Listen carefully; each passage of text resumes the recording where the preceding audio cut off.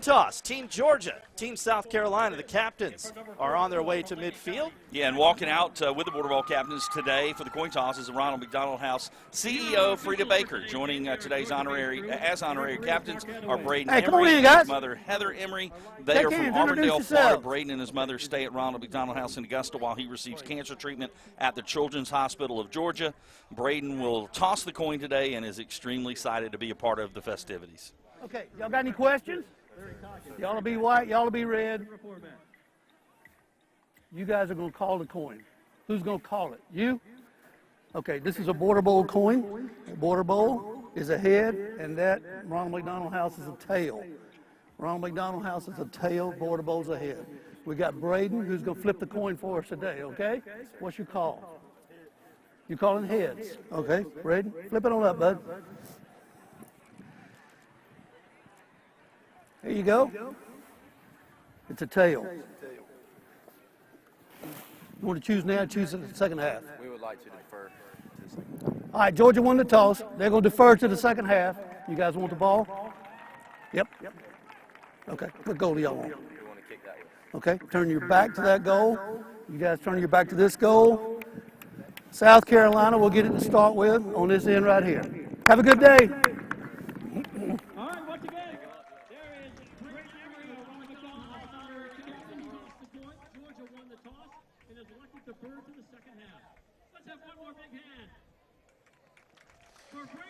And welcome back here on the field after the coin toss. What we're going to do, seems like a lovely day today. We're going to actually toss it to our weather team in the studio and get a check of the weather before kickoff. Well, our forecast for today is not bad at all. In fact, we are talking great football weather, frankly. Kickoff 56 degrees. By halftime, we're at 58. So, again, plenty of sunshine, just maybe a few high clouds outside. And then by the time the game ends at 60 degrees, of course, this is all going to be wonderful weather for us. Not a drop of rain in sight. Just bring your coat, stay a little warm. All right, make sure you have that going on. But other than that, enjoy the game because it will be outstanding.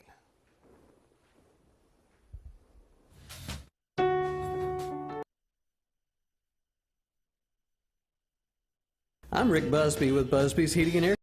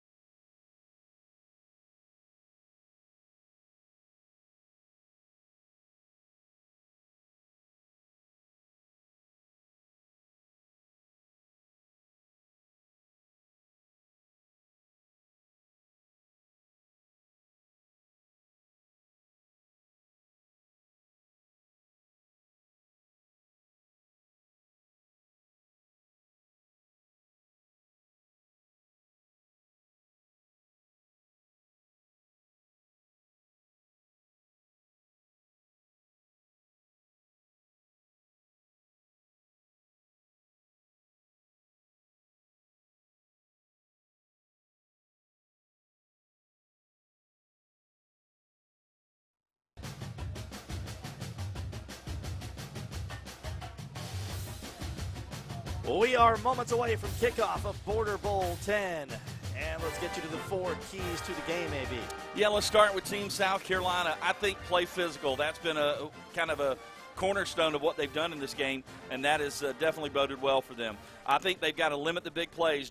Make Georgia grind it out running the football. They've got some great receivers. They need to slow them down. For Team Georgia, protect the ball. I think, in past games, turnovers, special teams, things like that have been, kind of a chink in the armor for the teams. I think protect the football for Team Georgia. And then I also think, South Carolina is loaded at running back with Tyler Smith, Akin Durant, Keithan Washington. They have got to stop the run, make Tyler T.J. McElmurray and Malik Williams throw the football. I think that's a monster key for Team Georgia in this football game. Both teams leisurely making their way to the field here.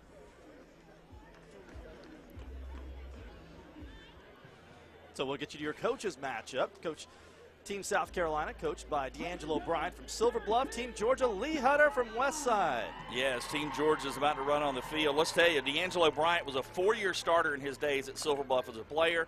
They went 51-5 with 2 state titles, John, during his playing career. He also played 4 seasons at Wake Forest and led the Bulldogs, Silver Bluff, last year in 2021 to an 11-1 record. And there comes Team South Carolina through the banner.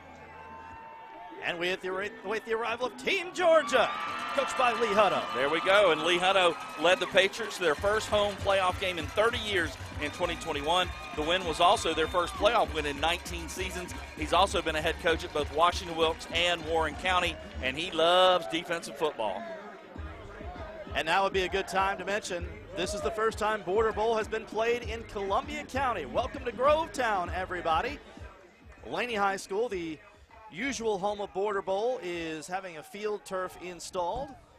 And so this year we moved to Columbia County and Grovetown High School, which had a field turf installed, as did all Columbia County schools during the offseason. So a good chance to show it off. Yeah, beautiful sight for the game today. We obviously got lucky with the weather, the field itself, and just the surroundings. And I know that all of Columbia County seems very excited to have the game here this season. We've had so many awesome performances in this game. Like Border Bowl 2, Lakeside Stefan Huza, 10 tackles and an interception. Border Bowl 3, Liam Welch from Aquinas, the 4 passing touchdowns. Border Bowl 5, DeJuan Bell of North Augusta's 92-yard interception return to win the game. And Border Bowl 7, Noah Bell, 249 yards passing, and Dylan Creech of Barnwell's 188 yards receiving. Who is going to make the play today that we'll be talking about 10 years from now? Yeah, those last 2, both Border Bowl records. The 4 touchdowns from Liam, a Border Bowl record. Who will break some Border Bowl records today? That's what we're looking for. And who will earn the eyes of the college scouts? And not to mention players that have played in this game who are now in the NFL. Absolutely, yep. So, off we go. One is playing later today, by the way, Jalen Watson. And a touchback on the opening kickoff. Again, Georgia won the coin toss and elected to defer, so South Carolina will start first and 10 from its 25-yard line. Yeah, and coming in at quarterback will be the quarterback for Silver Bluff. It'll be Malik Williams to start things off. He's wearing number 16. But keep an eye on Tyler Smith, the running back, number 2, over 5,000 rushing yards over the last 2 seasons. And, John, 78 total touchdowns in 2 years. 46 this year. That's just amazing. We talked on the preview show last night. Had to do a double take on that, and he gets the carry. Yeah, that was 46 rushing. He also had 1 receiving. Amazing season for that young man. And if they had gone further, he would have topped 3,000 yards, and he probably would have been Mr. Football in South Carolina. Jarvis Green of Dutch Fork won that honor. 4 yards on first down. Well, that's a real key for Georgia, is watching that run. Georgia, with the stable of back South Carolina can put out there, it's going to be tough. And again, it's Smith. And again, Georgia equal to the task.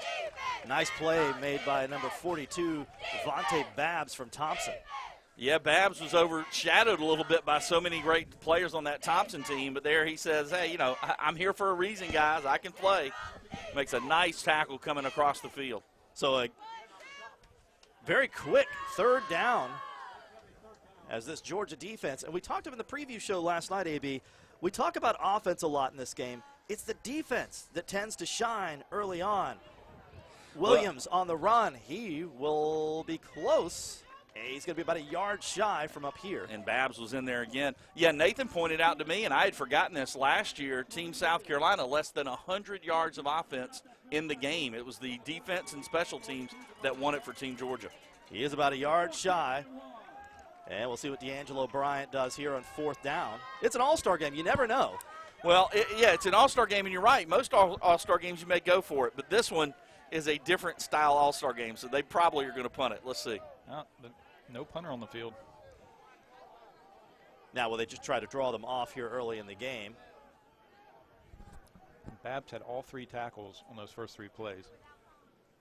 So a big showing early on for the senior from Thompson. And we're going to have an early timeout here. They took the delay of game. Oh, delay of game penalty. Good call, Nathan. So that'll back him up 5 yards.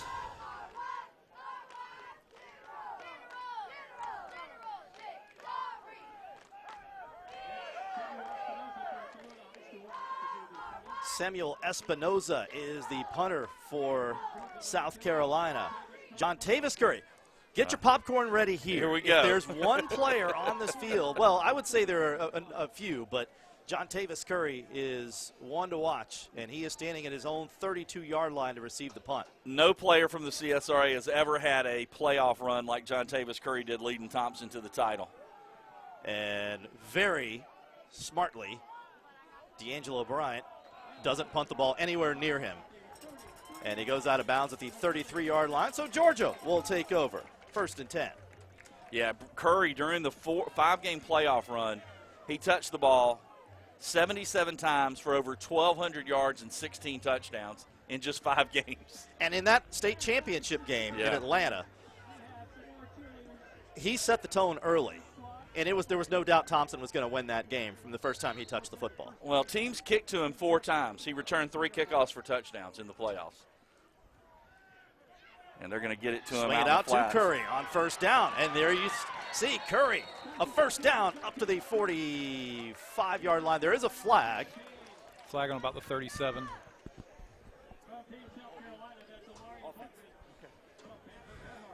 Now, that's one thing that may hadn't been talked about leading up to the game.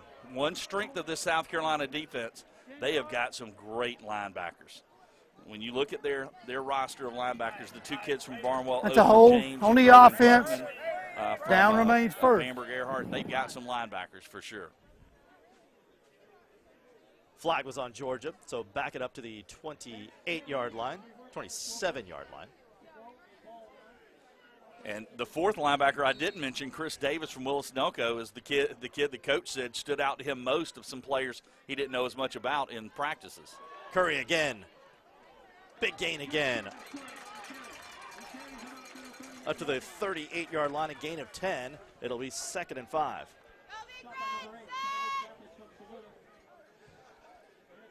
Curry may end up going the JUCO route, but somebody's going to get a heck of a football player. And his story reminds me a little bit of Tyreek Hill, who ended up, at a big-time program, then ended up at a D2 program, and now is one of the most explosive players in the NFL. Georgia going quickly, and this is into the hands of Charlie Dorsey, the running back from Burke County, and a 1st down. Yeah, tough runner, hard-nosed, kind of like his coach, who we found out this week has decided to step down after a long, just incredible coaching career. We wish Eric Parker and his family and just so much luck in their next whatever endeavor he pursues. And we will have a lot of time to talk about Coach Parker and give him our best wishes later in the game. He's proud of Dorsey. They're getting that 1st down, and he'll get the call again on 1st down up to the 47-yard line. Also, the Burke County quarterback, Marshall Flowers, got the start for Team Georgia.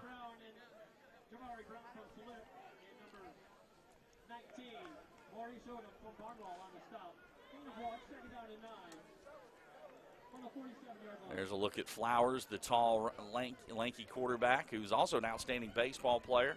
Glad you can see the monitor. The sun right in our eyes here on a noon kickoff at Grovetown High School as Curry is dropped. Gregory Bryant, the Charleston Southern commit from Strom Thurmond, on the stop. Known more as a receiver, but there you saw him fight off, not just make a great tackle against a great back in the open field. He fought off a block and made that play. So excellent play by Bryant. He put up monster numbers as a receiver this year. And as you said, heading to Charleston Southern. So 2nd and 8. Another quick pass on the near side to Eric Grant from Hepzibah. Eric Grant, who has had some national television exposure of his own a couple of years ago on Game Night Live on the You Got Mossed segment on ESPN NFL Countdown. Yeah, he made a heck of a catch against Richmond Academy, and he had a great year this year, catching passes from Jalen Patrick, who we'll see in the game later. 4th and 4, kind of a little bit of don't really want to punt here and kick it in the end zone and not really get much territory. Team Georgia into South Carolina territory at the 47-yard line. And Lee Hutto trying to draw the Carolina team offsides. Didn't work, so Georgia will call a timeout.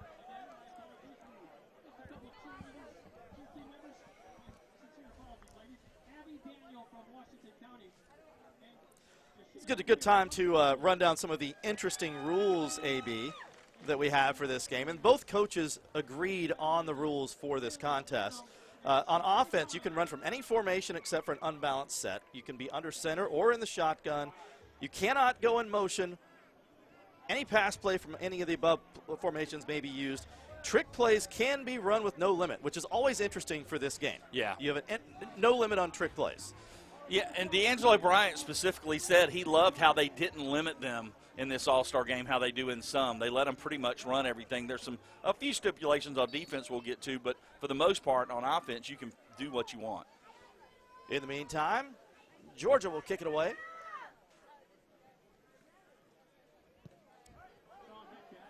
Sean Metcalf from Westside doing the kicking duties for Georgia. And nice job out of bounds at the 11-yard line. So, no score. 7:10 left in the first quarter in Border Bowl 10.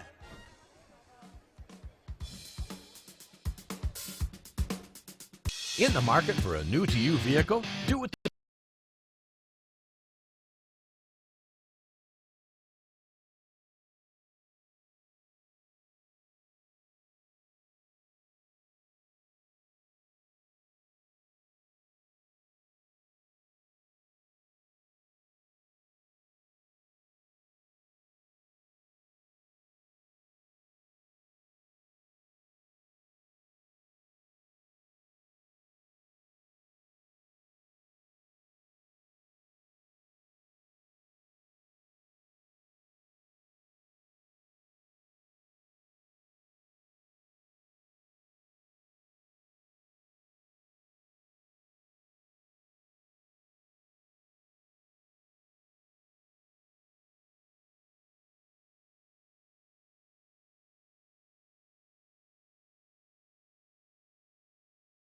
Oh.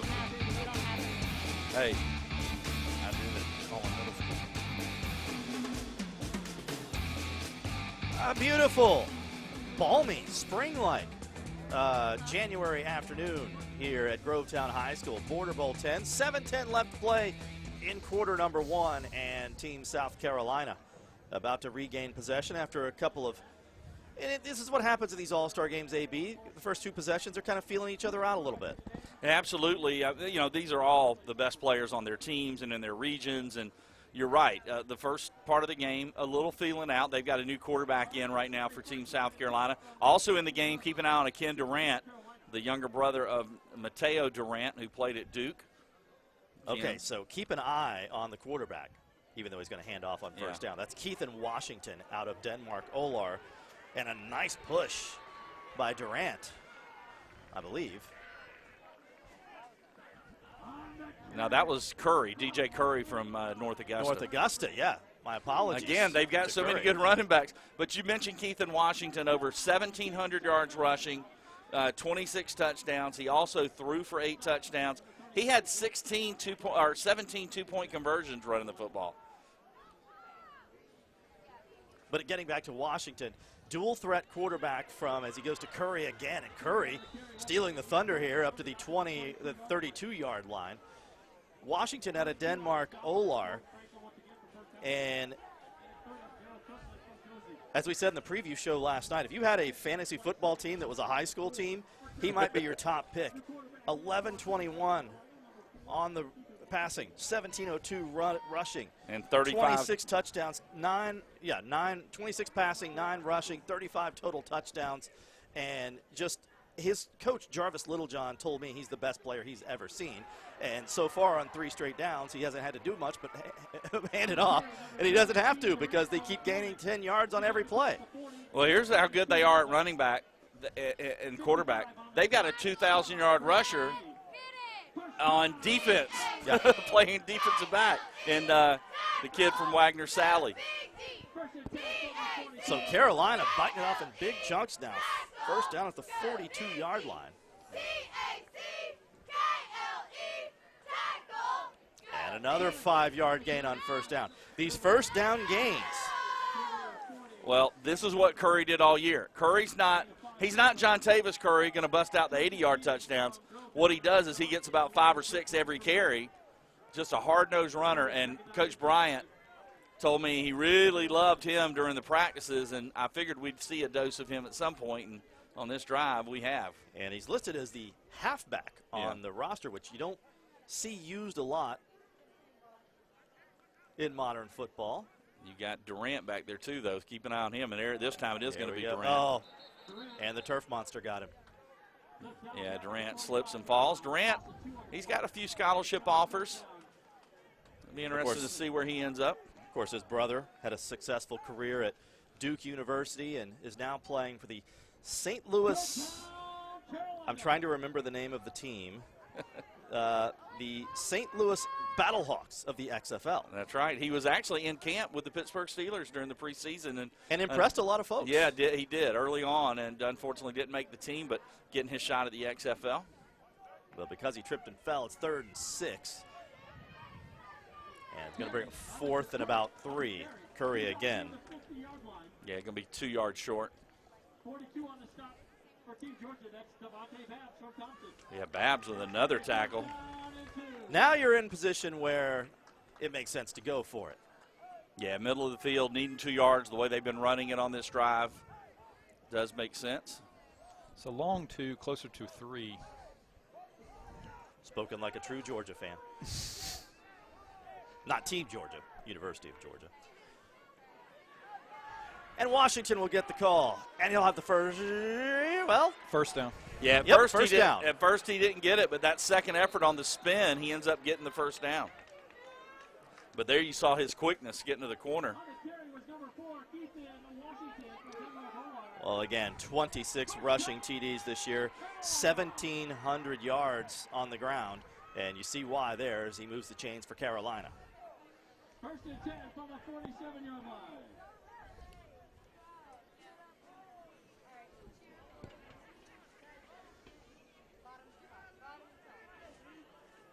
So this is the first sustained drive we've seen in Border Bowl 10.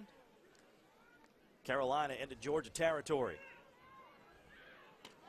And apparently Georgia not very happy about it. Still on his feet, though, is Tyler Smith, and you see why he was able to score 46 touchdowns for Barnwell this year.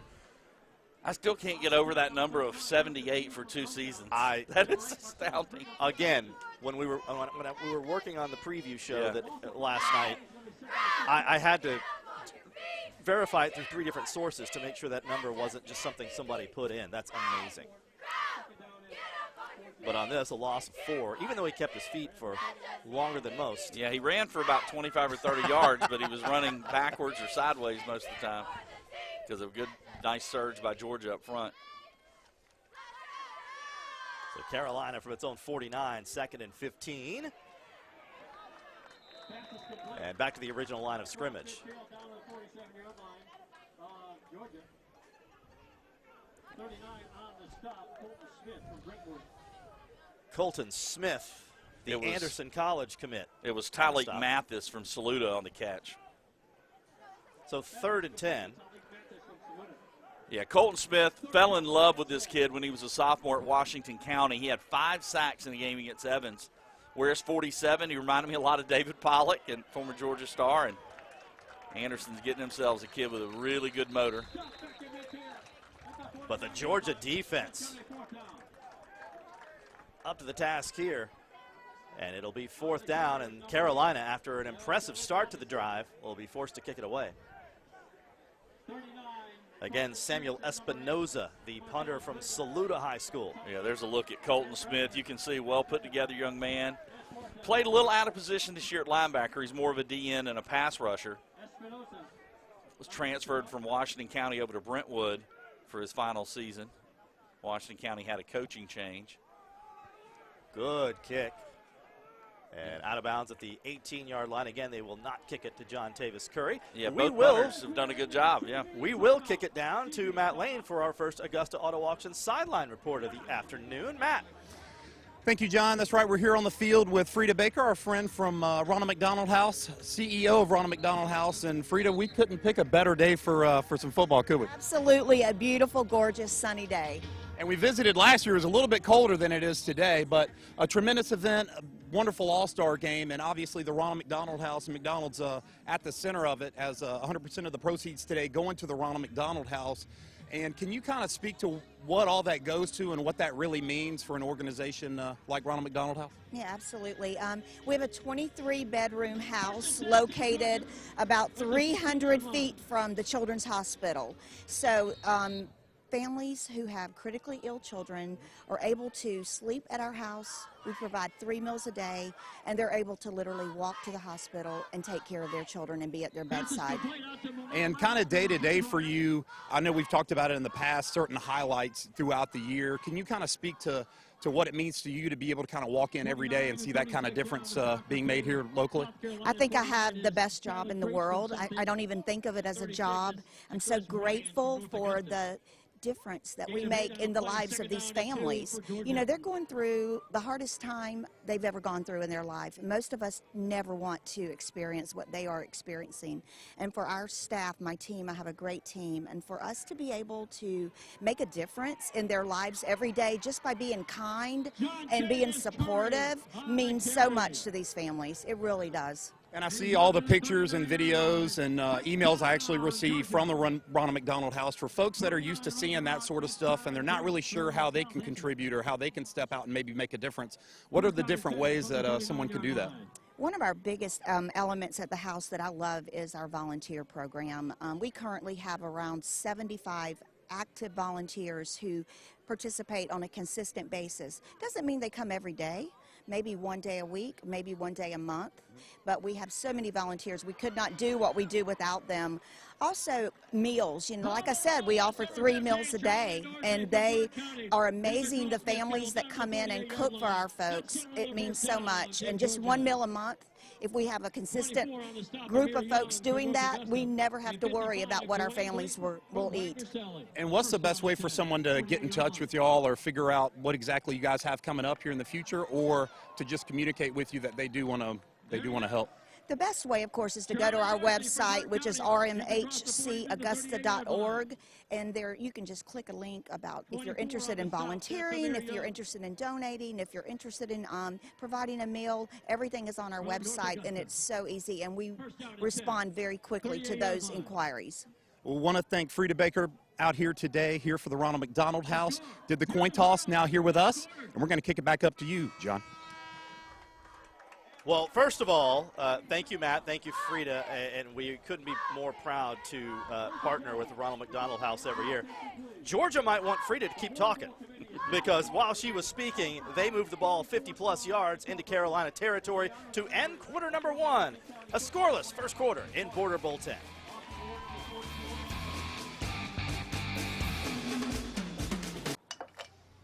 Wow, would you look at that? It's beautiful. You even remember the napkins.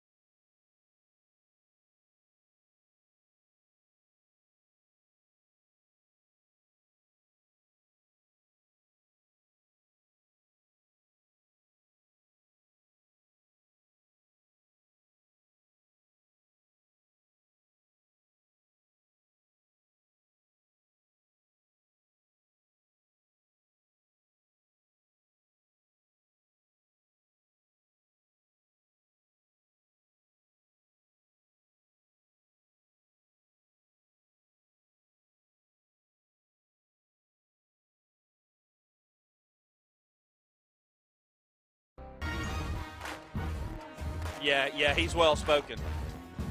Leverett is very well spoken. Georgia first and 10 from the Carolina 38 as we begin quarter number 2 in Border Bowl 10, and it's John Tavis Curry from Thompson trying to get the edge and will not. Amir Young from North Augusta, who has several small college offers and shows you why on first down. Yeah, big-time hitter. Matter of fact, hit of the game back-to-back weeks for North Augusta during Game Night Live. Outstanding athlete there. And so far this drive, though, it's been Curry and Dorsey, the running back from Burke County, and they have marched down the field. Curry managed to pick up 4 yards. You hold Curry to 4 yards, you've done something.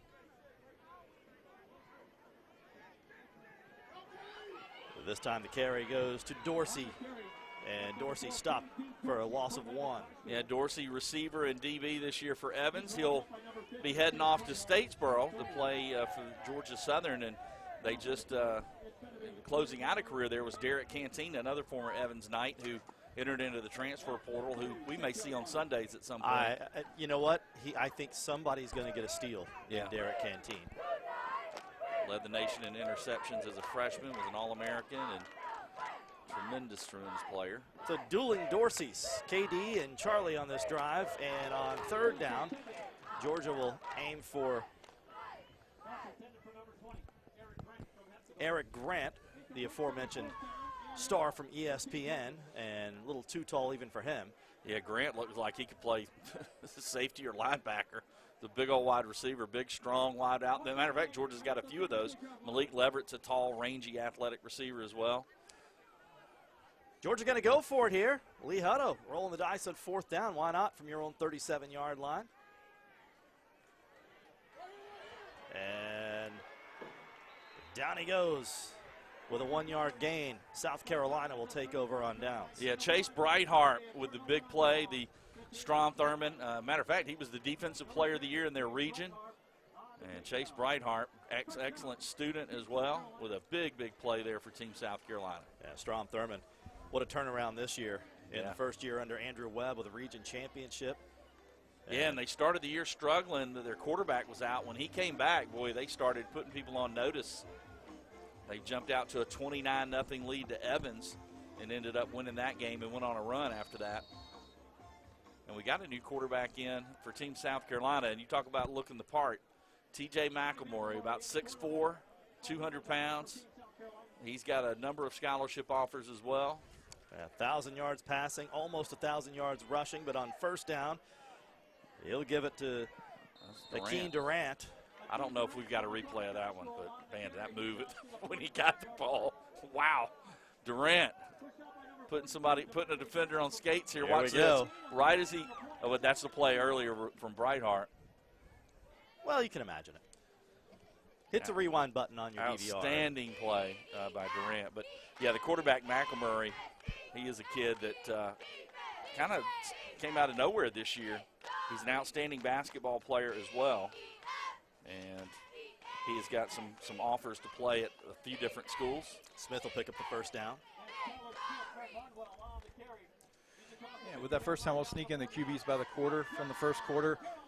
For not a lot of passing in that first quarter, mostly done on the ground for both teams, but Flowers for Georgia, 2 of 2 for 13 yards, and Washington for South Carolina, 2 of 2 for 2 yards. What did I say? Defense always tends to shine in this game. Well, the sun is shining mostly, but pretty bright. We're doing the best we can. We got it right in our eyes right now.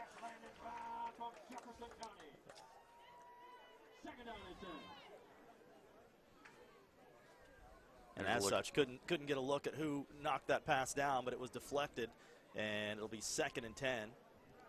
Georgia into South Carolina territory at the 49-yard line. And McElmurray in there. And Smith picks up another 5 for South Carolina. The QB McElmurray, I mentioned a few offers. Mercer out of Macon, Middle Tennessee State, and Western Carolina have all offered the quarterback.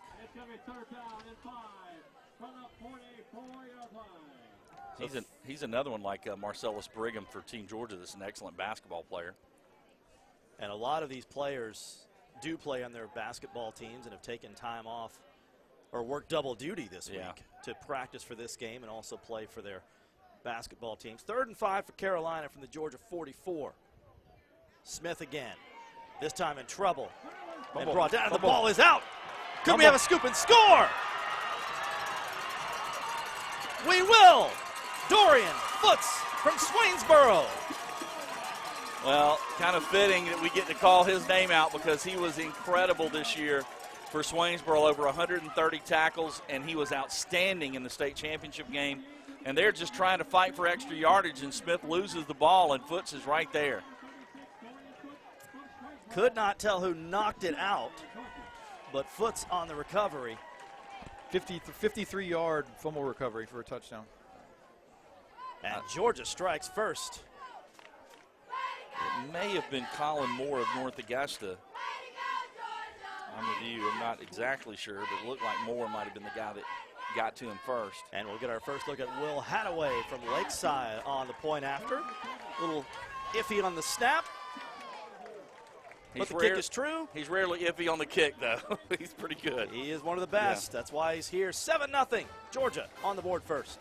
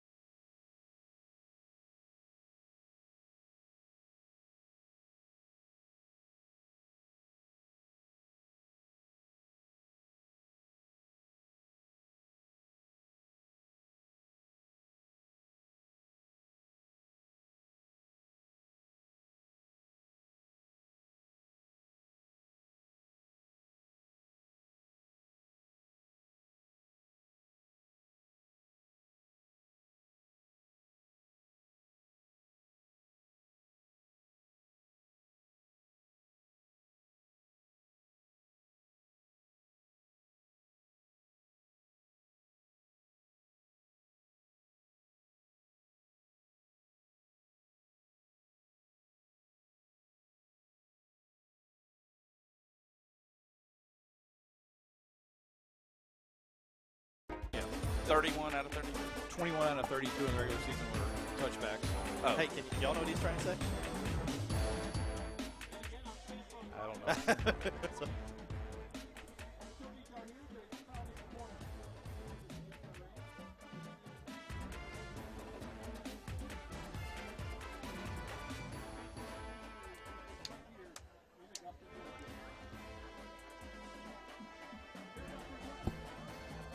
Well, apparently we're having some issues with Kira's microphone. She's interviewing Dorian Foots after his scoop and score, and she asked him, what did you see on that play? And he said, I just saw green. I love it. I absolutely love it. Unfortunately, we had some technical difficulties with the microphone, but congratulations, Dorian Foots and the Swainsboro football program, which played for a state championship and had a big lead late in that game. Yeah, and they unfortunately they ran into a powerhouse in Prince Avenue Prince Avenue Christian, who, by the way, Mark Rick's son is the offensive coordinator there. Yeah, John, former Clemson backup, as South Carolina with Arthur Walker on the return from Sulphur Bluff will set up at about the 24-yard line. Another player in that game, Ty Adams, unfortunately couldn't be in this one today, but he's going to North Carolina to play defensive back. But in that game, he rushed for over 200 yards and 4 touchdowns for Swainsboro. Foots, though, 130 tackles.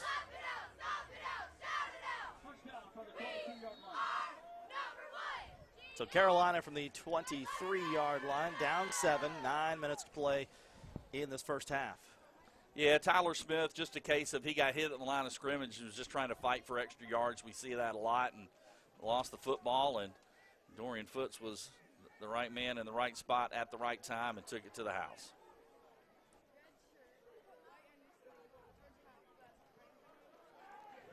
Malik Williams, the Silver Bluff quarterback, out of the shotgun for Carolina, and on first down, it's Durant for Malachi. Call it 8 yards. Yeah, Malachi Gordon. I tell you, Durant looks a little faster than everybody else out there right now, but Malachi Gordon was the man who was able to make the stop after a decent pickup.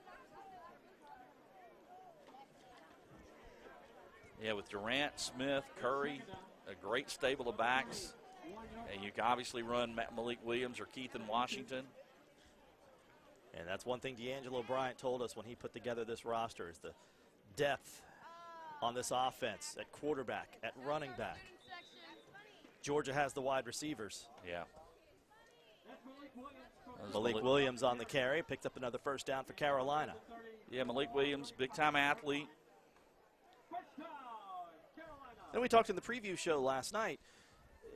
Williams not your prototypical quarterback, but he's going to when he puts the ball in the air, he generally finds in some of the throws he made this year, and we showed some of the highlights during the preview show last night. He can find guys in the back of the end zone. He puts the ball where it needs to be. He does. He will hand it off on first down, and not a whole lot going there for Durant. They finally found a way to stop him. Yeah, chasing him down the line of scrimmage was Kaylon Curry from Laney. Great defensive end for the Laney Wildcats, who also, Laney this year, glad to see they're represented in this game because they had a phenomenal season. All right, they almost knocked off the state champions. Lost by 1 to Thompson.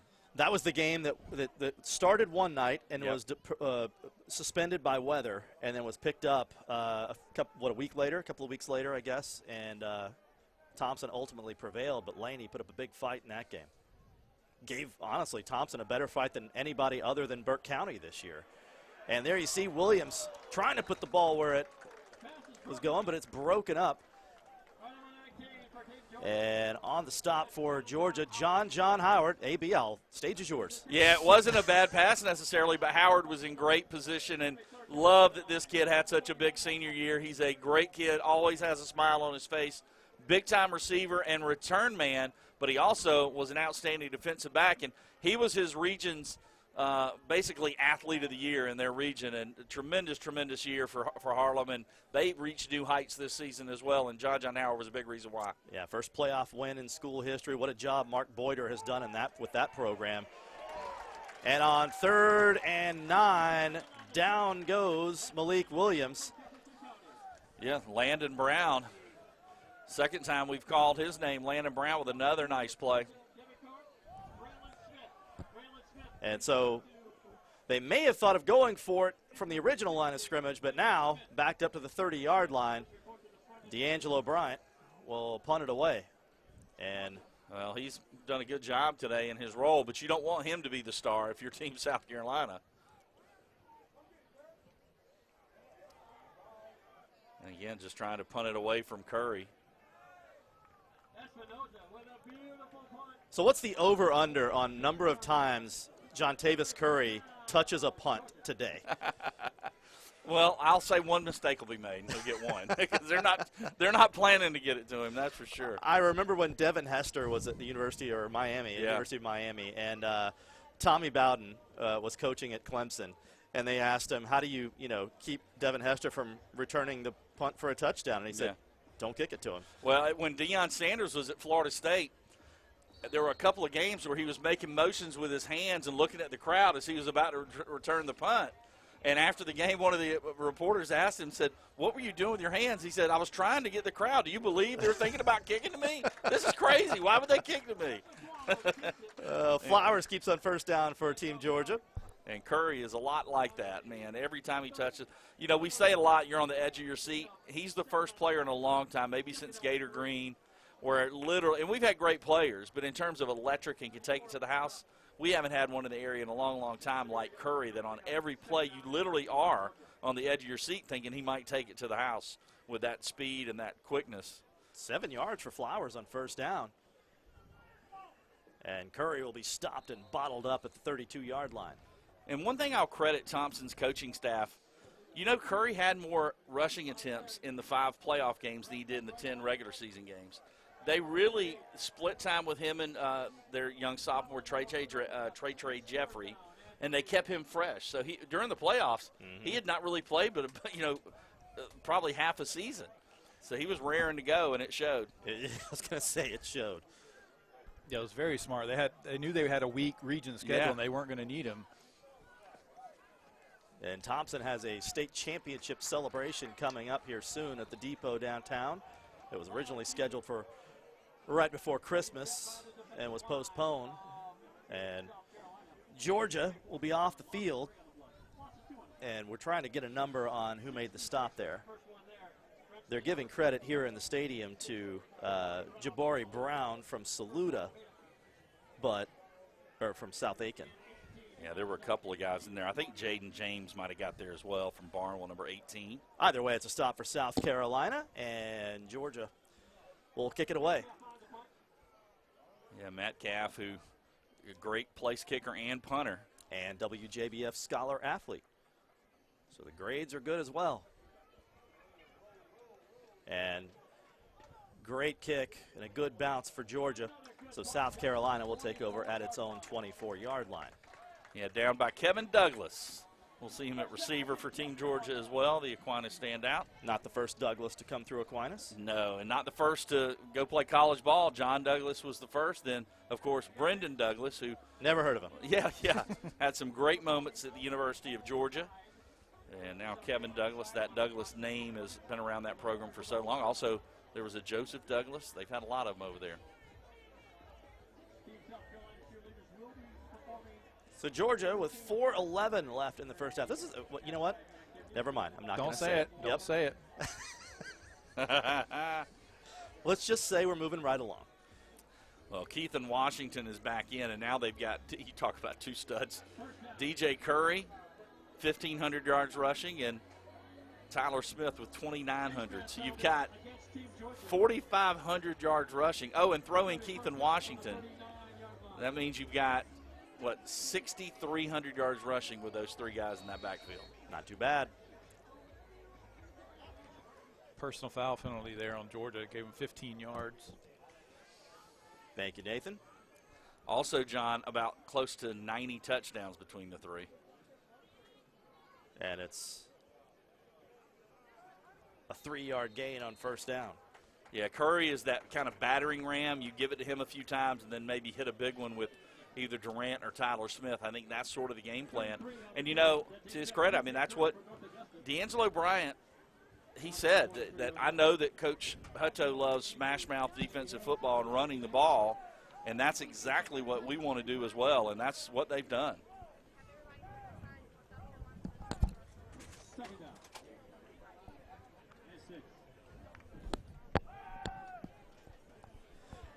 Well, these guys are making it easy for us on the play-by-play route because all you have to do is say Curry and you get a half a chance of getting it right.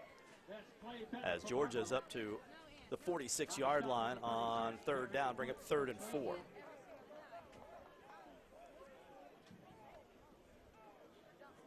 Yeah, both teams have been able to move a little bit running the football, but their drives have all stalled. And, of course, South Carolina has the one turnover that led to the score. But Nathan is the best statistician I've ever known, but I would wonder if we've ever had a Border Bowl without an offensive touchdown in the first half. He's opening his notebook. In the meantime, it's Washington on the keeper. Washington should have a first down. He's out to the 48-yard line, near the 49. 31 on the stop for Team Georgia. That's Joseph Jean from Grovetown. Joseph John on the stop for Grovetown. And we'll have a 4th and very, very short. We're ready for New Orleans up here. Sorry, AB has brought out a parasol. That's how bright the sunshine is here in the press box. They felt bad for my head. It was turning bright red, I think, my forehead. Or as my daughter calls it, my 5-head. Oh, Lordy. Anyway, back to the action, and we have a timeout on the field. And that'll give us a chance to get our scholar athletes of the game in. Yeah, let's start with Team South Carolina. The Payne College Scholar of the game for Team South Carolina is number 50, Chase Brightheart. Brightheart, an outstanding defensive lineman for Strom Thurmond. He was the Region Defensive Player of the Year. He also maintains a 3.6 GPA throughout his time at Strom Thurmond while performing so well on the field. Congratulations, our Payne College Scholar of the game for Team South Carolina is Mr. Chase Brightheart. And let's flip over to Georgia now. and take a look at our Georgia Scholar of the Game. We'll get to that in the fourth quarter. Oh, okay, there you go. We got to save something. And speaking of fourth, it is fourth down for South Carolina. 4th and inches. And D'Angelo Bryant going to go for it here late in this first half. And, oh, boy, the spot's going to be close. The spot, I think he's got it. What a collision. Georgia says no. What a collision. Wow. Feel like the chains are coming out on this one. You don't see this in all-star games very often. Watch the collision here. Right there. Oh, two. And you know what? I want to say the one defensive player that got there first, number 8 for Team Georgia, might have knocked him forward for the first down. I think he's about an inch short. We said South Carolina defense and these two teams and how much this means to both rosters. Our chance to call out Marcellus Brigham. He was number 8 who made the play. And Georgia holds. Nathan correct. Nathan said about 2 inches, and that's about right. So it was number 8, Marcellus Brigham, who jumped in and made the play. And he got some help from number 32, Jordan Franklin from Burke County. And keep in mind, Jordan Franklin in this game today, he missed his entire junior season due to an injury and came back and is in the Border Bowl. So that's a good little inspiration nugget for all those out there who are battling, because it's frustrating when you go through a devastating injury like that where you miss an entire year. And here he is back and played well enough as a senior to get invited to the Border Bowl. And so Lee Hutto with 2:43 to play with here. And Flowers still in at quarterback for Georgia. He will drop back.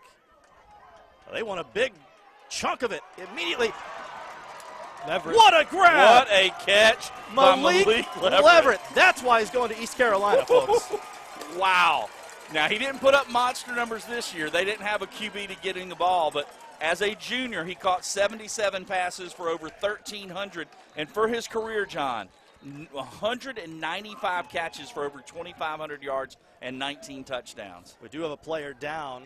What a catch for Georgia, so we'll keep an eye on that. They might have passed out watching that catch from Malik Leverett. Took him off guard. 44 yards from Flowers to Leverett.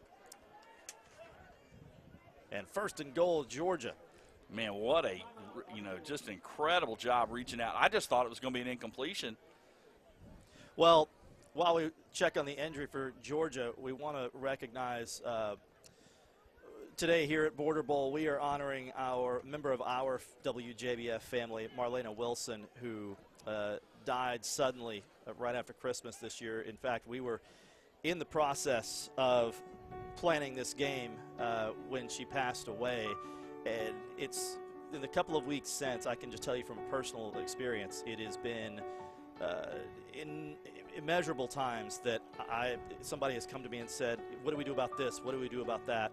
And my immediate response was, well, Marlena handles that. And now she's gone, and we miss her terribly. She had a fantastic laugh that you could hear throughout the building. But she was just a great friend, and we've honored her. And we're going to continue to honor her today. A lot of people you will see on our staff wearing purple ribbons. That was her favorite color. You saw her beloved dog in the picture with her. She loved her dogs, and we will miss her terribly. And we're going to be honoring her also with the Stump AB trivia question we'll get to in just a moment. That's some pressure. Thanks, John. Because she had a couple of great things she loved, and we want to point those out to folks as Team Georgia will stroll into the end zone. DJ Walton from Evans. Love. You want to talk, and there are a lot of great kids in this game. I don't know if there's a kid who loves playing the game and is willing to work harder and just loves life like this kid does. He is just a super young man. So happy for him he's able to get in the end zone. First carry of the game, and he waltzes in for the touchdown.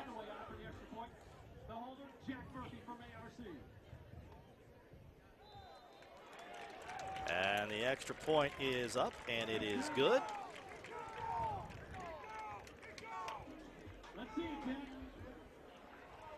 And that was Jack Murphy from ARC. Was it not? On the extra point.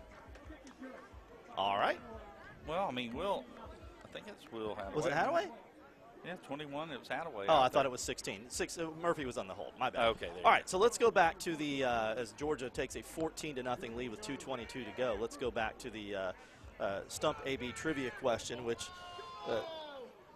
this year is sponsored by Georgia Army National Guard. We appreciate them. And, again, we're honoring Marlena Wilson, our production manager at WJBF. She was a proud graduate of Marshall University, and she loved her Marshall Thundering Herd. So the first Stump AB trivia question, we have another one in the second half, is who was the winningest coach in Marshall University football history? All right. And we'll get you that answer momentarily. In the meantime, 2:22 to play. Georgia up 14 and kicking away. Whoa. Man, through the touchback machine. Goodness gracious. I think that, what is that, 22 of 33 now, touchbacks? For Hadaway, yeah. And that one, if he'd have kicked it in the center of the field, that might have gone through the goalpost. I mean, that was – he's another kid that's got some scholarship offers. Matter of fact, recently Davidson reached out and offered him a scholarship. He's also a good student. And, you know, he had never played football until middle school. And he got out there. He was a soccer standout, and they talked him into playing football. And from the very first kickoff, you could see they made the right call because he can bomb it. So Carolina will take over from its 20. And it's Curry on first down, pickup of 6. Yeah, Team South Carolina needs a drive and, you know, maybe try to get some points here before the end of the first half. Team Georgia taking control of the game now with the turnover touchdown and then the nice drive there a moment ago on that big pass play to set up the score. And you'll want to stick around for the Eichholz Law Firm halftime show. We've got some great stuff lined up for you. Not only is this an all-star game for the football players on the field, but it's an all-star game for the cheerleaders as well. And we will have the best of the best performing from Georgia and South Carolina, as well as some special guests from the sidelines, including a look at the Ronald McDonald House and what they do for our community. And again, every proceed from this game goes to the Ronald McDonald House. We'll also take a look back at, as the ball comes out again, another scoop and score for Georgia. Did he stay in bounds is the question. Jordan Franklin from Burt County. Are you kidding me? They're saying touchdown. It's so rare on a fumble that the ball will bounce up to the point that you can take it on the run. That's 2 now for Team Georgia, a scoop and score. And, man, Jordan Franklin, what a story. I mentioned earlier, missed his junior season with an injury, came back, monster play there. Didn't see who got the sack. And, man. And that was Colton Smith on the sack, Matt's telling us. And we talked about how much we, appreciated him over the last few years. And the Anderson College commit. And Hadaway makes it 21-0. What a performance in this first half by Georgia. Well, Team South Carolina's put themselves in a hole. And that's one thing we really haven't had in this game that I can remember is any kind of lopsided game. They've always been relatively close. Matter of fact, some very close, decided on the final play or two of the game. But right now, Team Georgia with the 2 defensive touchdowns. Last year was our biggest lopsided game. Last year? 16-0. Yeah. 16-0. That was the biggest one, and that one was a tight struggle throughout the game. Right now, Team Georgia jumping out and well, before Jordan Franklin so rudely interrupted with his scoop and score, I was saying that coming up at the half, we have also a retrospective on the late, great Ray Guy. Oh, that's great. I think you could say is probably the most recognizable high school football player ever to come through the CSRA. Well, and it's so great a few years back when the Greater Augusta Sports Council got with college football and, created this Ray Guy Award where he's, the punters are honored, but also Ray Guy's memory is forever, has a footprint on college football. He was such a great player, a couple of state championships at Thompson, a great career in baseball and football at Southern Miss. And then, of course, the first punter selected in the first round by the Raiders, Hall of Fame career. And, unfortunately, he passed away this year. And we'll also be honoring later in the game another local legend who passed away recently. Pat Johansen, founder of Johansen Sporting Goods, which is such an integral part of Border Bowl as well, just like the Ronald McDonald House. Most of the equipment you see on the field today comes from Johansen's, and we'll be honoring his memory later in the game as well. But in the meantime, with 96 seconds to play, Carolina looks like D'Angelo Bryant's content to go into the locker room and regroup. Yeah, I don't think it doesn't look like they're going to try to throw. McElmurray on the last drive was trying to scramble and just got hit from behind and lost the football. Malik Williams in there, and you're right, they're being pretty conservative here, down 21-0. That was their 4th fumble return for a touchdown in Border Bowl history. So it seems like a lot. Yeah, that is a lot.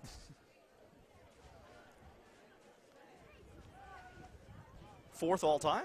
Yes. And 2 in this game? Yes. Interesting.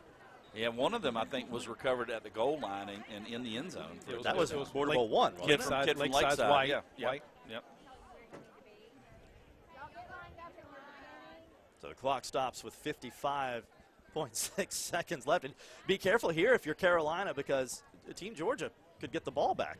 Well, those 2 defensive ends, you know, the coach mentioned that was the strength with Colton Smith and Kaylon Curry, and Smith has already created 1 fumble. And Matt's telling us he was in the backfield getting after Williams just then on the last play. So I love the kid. Again, this year I talked to a coach and I'm not hearing his numbers, and he said, man, they're playing him out of position. And there he was back in interception. Almost picked off. Interception. And it is picked off. It is picked off. Grady Noggle. Grady Noggle from ARC with the pick. The pressure from Smith. Nobody can block that kid. I told his dad last year before the all-star slate for his junior season, he was invited to play in some games, and his dad was asking me some questions about some, and I said, man, nobody can block your son. They just can't. And this year he played at more of a linebacker spot. His strength is on the defensive end spot for sure. As we watch Team Georgia on offense, let's go down to Matt Lane for an Augusta Auto Auction sideline report. We got the man of the hour. One of the cool things about All-Star games is you can just kind of talk to anybody whenever you want. As you see, Team Georgia get a touchdown right there, but Colton, a tremendous effort on the touchdown, but even right there, just nonstop pressure. How's it feel to be playing defensive end today? Played defensive end for 3 years at Waco, and I went to Brentwood, and I was more of an outside linebacker. So, defensive end is kind of like my home. Bread and butter. Yeah, so that's back to the basics, really, Just out here having fun, doing what I do, Now, we got to talk about the crop top. What went into your decision today for the half jersey? Man, I've been wearing my jerseys like this since I was in, 6th grade, man. But really quick, just the week playing with a lot of your friends and guys that you played against, what's it been like participating in the Border Bowl experience? It's been amazing, man. Lots of great competition. As you can see, there's great players everywhere out here, man. So it's just truly an honor to be out here and, have fun, play with the best of the best, man. Well, terrific effort so far, and let's see what you got in the second half. Thank you, man. Have a good one. You too. Back to you. Matt, thanks. And Colton, go catch your breath as we're trying to catch our breath from this Georgia offense, or this Georgia explosion here in the first half. Quarter, man. Marshall Flowers to Dorsey for the touchdown, and it's 28-0 after the point after by Will Hadaway. Yeah, and Katie Dorsey, the second Evans player to score today for Team Georgia. Of course, DJ Walton, his quarterback during the regular season, ran one in earlier, and now Dorsey in traffic makes a heck of a catch in the end zone on the short touchdown pass from Flowers as they went for the jugular after that turnover on the interception. Absolute dream for Georgia. Absolute nightmare for South Carolina right now. I don't think anybody envisioned this when you look at the rosters. Both teams so loaded with talent. But again, turnovers are such a big key. That's 3 turnovers that have led to 21 points. One of us picked Team Georgia last night on the preview show. One of us did. I picked a close game also. Well, we both picked a close game. Hey, it's not over yet. It is not over. Anything can happen in one of these games. It is another touchback off the foot of Will Hadaway. And so Carolina with 45.5 on the clock. Yeah, 3 turnovers. That's just devastating. And again, they all either a touchdown was scored on the turnover or on the very next play. So Team Georgia taking advantage of those big plays on defense. Now the issue for South Carolina is, though you're down 28-0, you've really struggled trying to throw the football. Yeah, that's true, and you struggle protecting the quarterback as well. And you know they've got Colton Smith and Kaylon Curry right back in there. You got to be able to block those two guys, and right now they've had a tough time with it. Well, you know, it's Keithan Washington back in at quarterback for Carolina. And D'Angelo Bryant will again keep it on the ground. Lee Hutto, the head coach for Georgia, Westside is known so much for its defense and holding teams under 10 points per game. Yeah. He's like a kid in a candy shop right now with all these offensive weapons. Well, that's true. And again, I think both these coaches felt like it was going to be a low-scoring, grind-them-out football game. And right now, Lee Hutto, with that big lead, can do exactly what he likes to do, run the football and play defense. But Team South Carolina's got to figure out a way to get some points. Durant will pick up the first down for South Carolina, and the clock will stop as they move the chains with 16 seconds, and then we'll start. And we'll see if they snap it one more time. They will snap it. Washington wanted to throw, will be knocked down and knocked down hard at the 36. And that is how a very impressive first half will end for Team Georgia. Wow. Wow is right. That second quarter was a barrage. We were scoreless after one. Or was it 7-0? Either. Yeah, I'm not sure, but I know. Either way, very impressive second quarter for Georgia. It was scoreless after one. Both scores were in that end zone on the fumbles. Yeah, so 28-0. Georgia goes to the locker room with the lead. And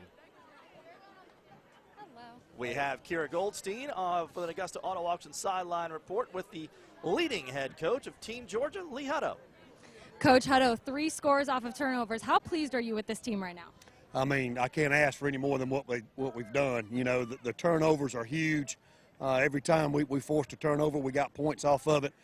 Defense is playing well. Offense is on point. We're running the football, but the turnovers are the key to the game right now.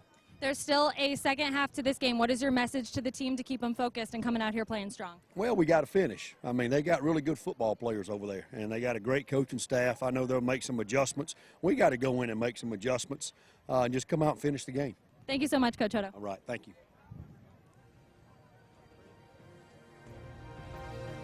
You had to draw up a football.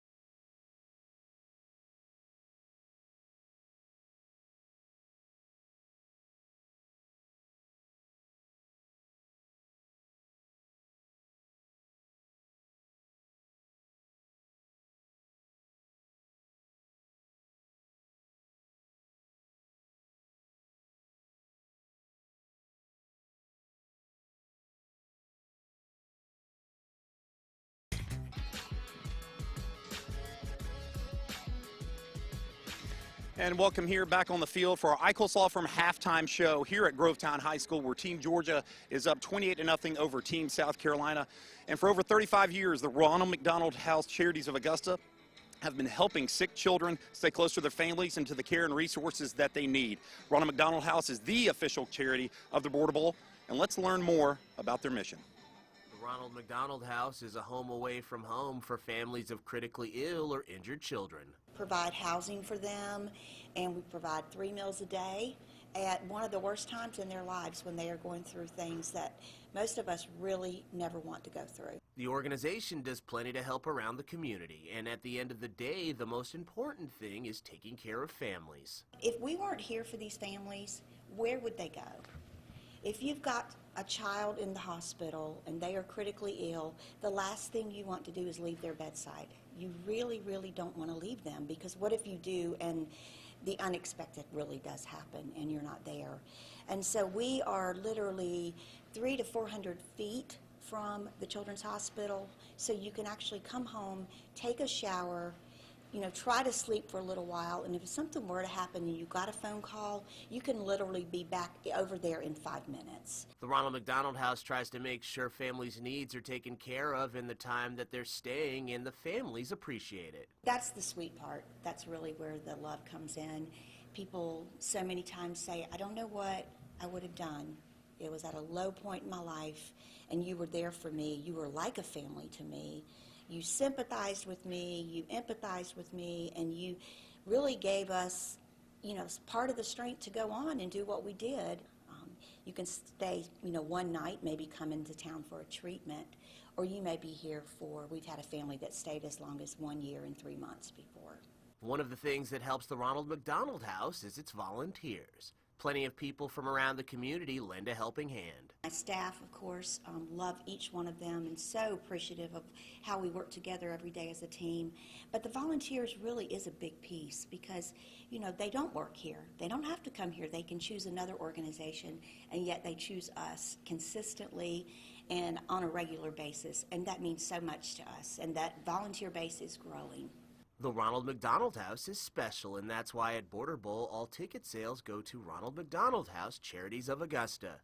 Appreciate the support of the community, and I appreciate the opportunity that we will have in the Border Bowl to once again be the recipients. Thank you so much. Brandon Dawson, WJBF News Channel 6. And now, ladies and gentlemen, All right, and well, the football players aren't the only All-Stars on Border Bowl's roster. Our All-Star cheer squads have been working hard since August for their appearances today. And to introduce those squads, please welcome Miss Augusta 2022 and former Border Bowl cheerleader, Quinn Schell. Thank you so much, Matt. It's a tremendous honor to be here. And here are the Team South Carolina cheerleaders for their halftime performance. The Team South Carolina cheerleaders are under the direction of Heather Widener, who is assisted by Rita Thurmond and Caitlin Haddon. Ladies and gentlemen, the Team South Carolina cheer squad.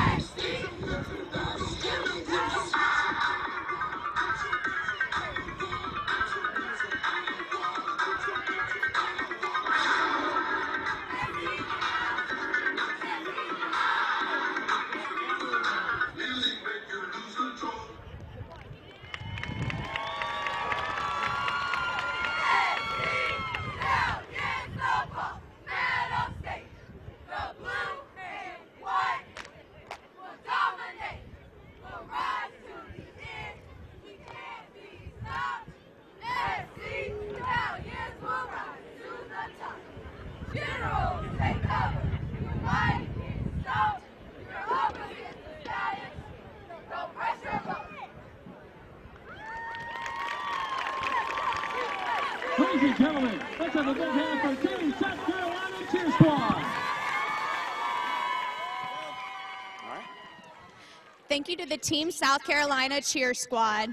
And now, please welcome the Team Georgia Cheerleaders. Team Georgia Cheerleaders are under the direction of Molly Spurlock, who is assisted by Frankie Brown.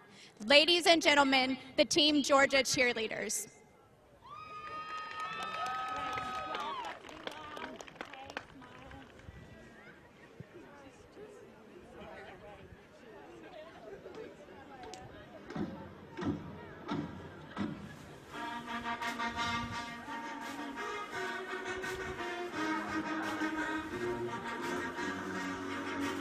G823, go Big Red!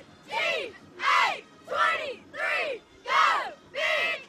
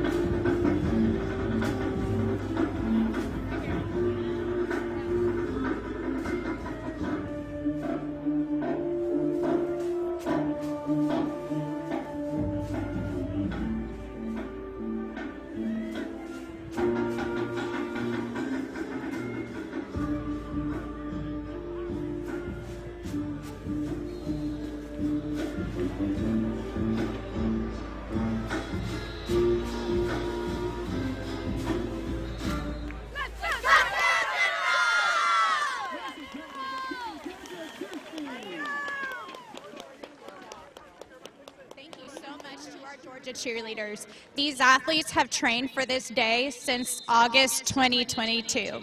Thank you for your hard work and excellent job. Excellent indeed. Now let's introduce another group of hard-working Border Bowl athletes. Throughout our Game Night Live high school football season, the Augusta Sports Council awards high school punters of each game. Each year, the Augusta Sports Council honors a Ray Guy Award Collegiate Punter of the Year in partnership with ESPN. In Ray Guy's memory, let's take a look at his legacy. William Ray Guy was born in Swainsboro, Georgia, and attended Thompson High School, where he made lifelong friends. Ray and I went to school together right over here at THS, and I've known Ray all through the years, getting to see his and Beverly's kids grow up, and it's been nice knowing Ray Guy. He was a 4-star athlete in high school, and his teammates say he was something special. I think the legacy there comes with people that have played with him, that knew him, that can relate these athletic achievements that he had.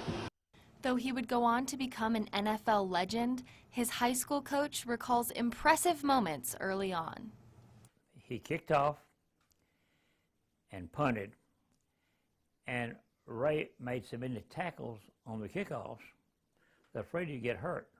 So they got someone else to kick off and just let him punt.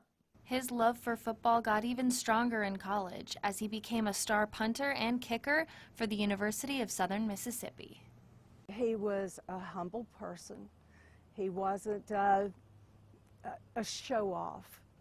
Oh, well, I take that back. He was on the field, but that was when he had to be a show-off. Ray Guy made history when he became the first punter taken in the first round of the NFL Draft. After 14 seasons with the Oakland Raiders, he decided to retire in 1986. When he was inducted into the Pro Football Hall of Fame in 2014, he mentioned his love for Georgia, a love that his high school football coach says will always be reciprocated. He was so well thought of by the Thompson people and by the sports world. Believe me, it's been a long and winding road from the farmlands of South Georgia to the hallowed halls of the Pro Football Hall of Fame. They've been bumps, they've been curves, detours, and bridges to cross along this journey, but I have finally made it. Ray Guy will be greatly missed by the football community, but his legacy will never be forgotten. Announce our Augusta Sports Council punters of the game. Congratulations to Samuel Espinoza, number 39 from Saluda High School for Team South Carolina. And for Team Georgia, Sean Metcalf, number 24 from Westside High School for Team Georgia. Those two are certainly among the elite in the CSRA. And that's been our Eichholz Law Firm halftime show. We'll be back right after this.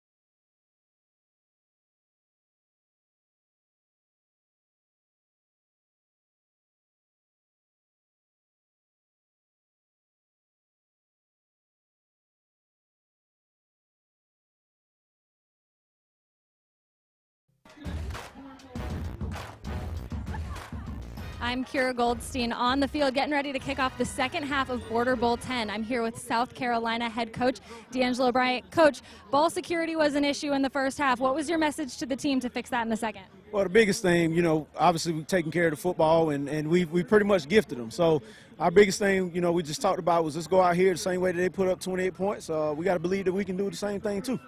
So what was your overall message to them to get them motivated in the second half?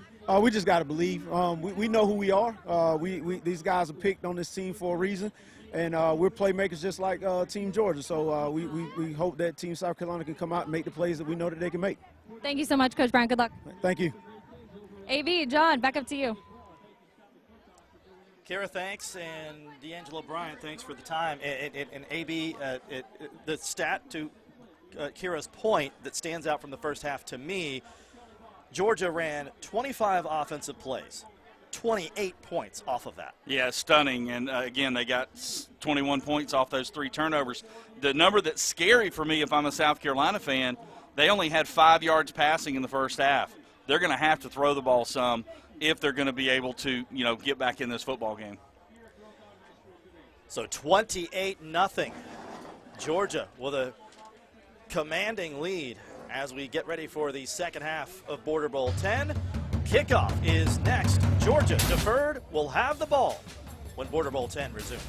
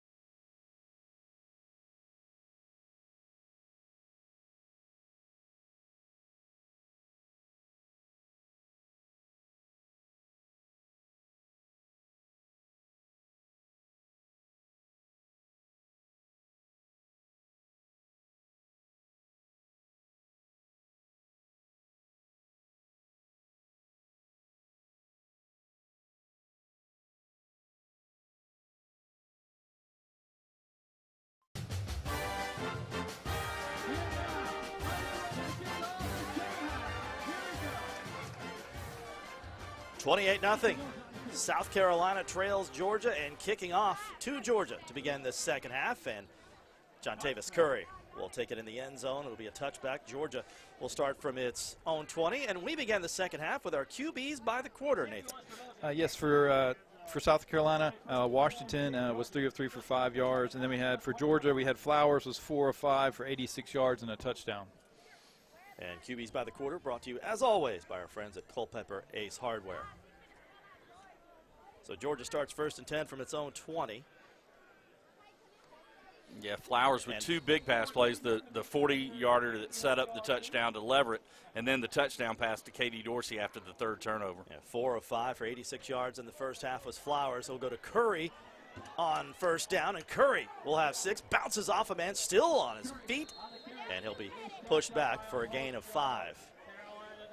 And that brings us to our Stump AB trivia question, brought to you by Georgia Army National Guard. We asked you in the first half, in honor of our late great production manager Marlena Wilson at WJBF, a proud Marshall grad, who is the winningest coach in Marshall football history. You've all had a chance to think about it through halftime. AB, you got a guess? I'm going to go Jim Donnan, the former Georgia coach. The answer after 2nd down, 2nd and 5.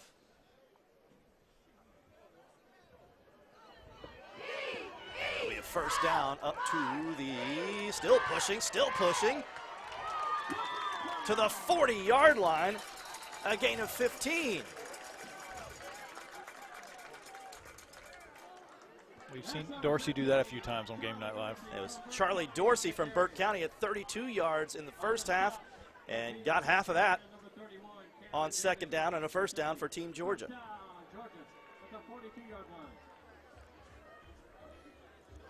Well, I thought Jim Donnan as well, and it would be a natural tie-in because of the University of Georgia. Obviously, he was the head coach there during my college years. You would be incorrect. We'll get you the answer after first down.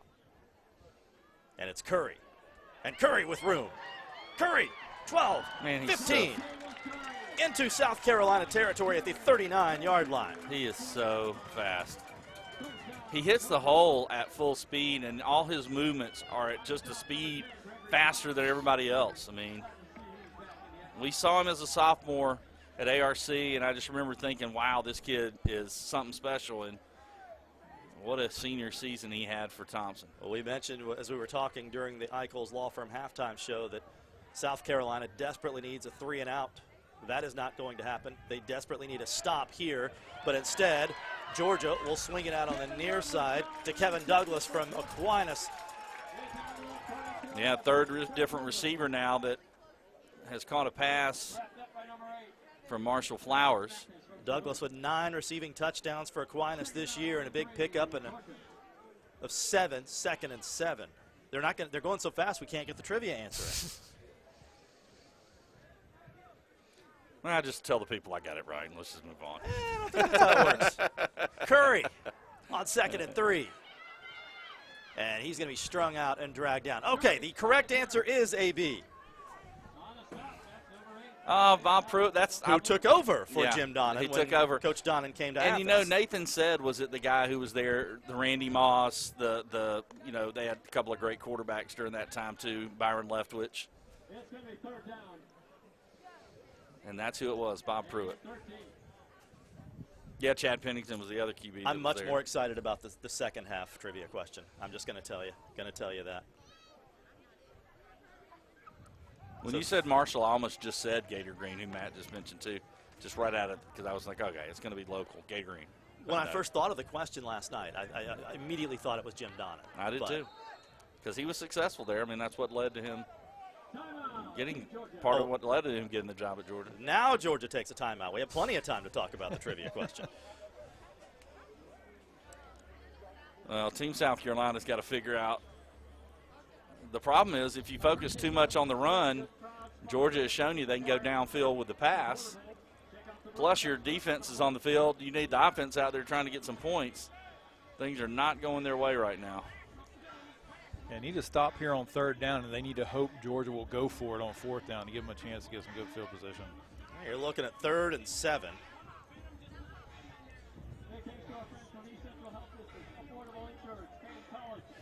Well, we talked about, AB, that Burke County, many players represented in this game, but our good buddy Eric Parker has called it a career, and what a career it was.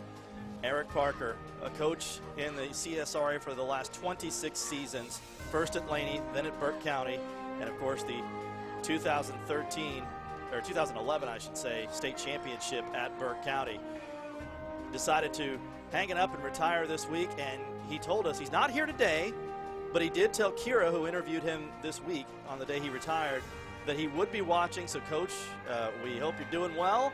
We hope you're getting better, and we look forward to many. It won't be the same without you on the sidelines on Friday nights, but we know we'll be able to visit with you. And, you know, I had an idea, AB. You'll get to it after third down here. And, woof, what a stop.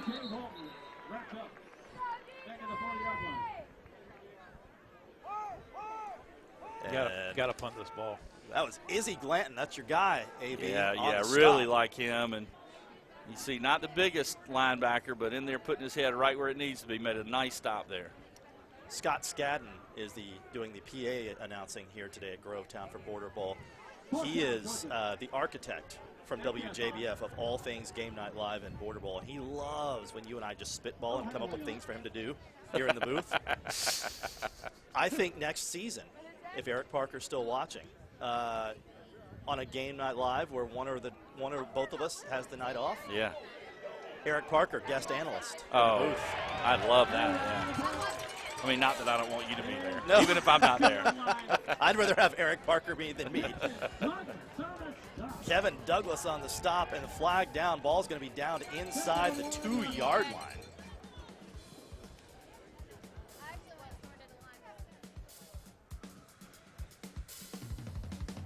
So we'll sort that out. Take a break. 28-0, Georgia. I'm attorney Ken Nugent. When you call my law firm after your car wreck, you're our #1 priority. After my car wreck, a good friend told me to call the Ken Nugent Law Firm. Best call I ever made. They treated me like gold. After my car wreck, the Ken Nugent Law Firm treated me like gold and settled my case for $325.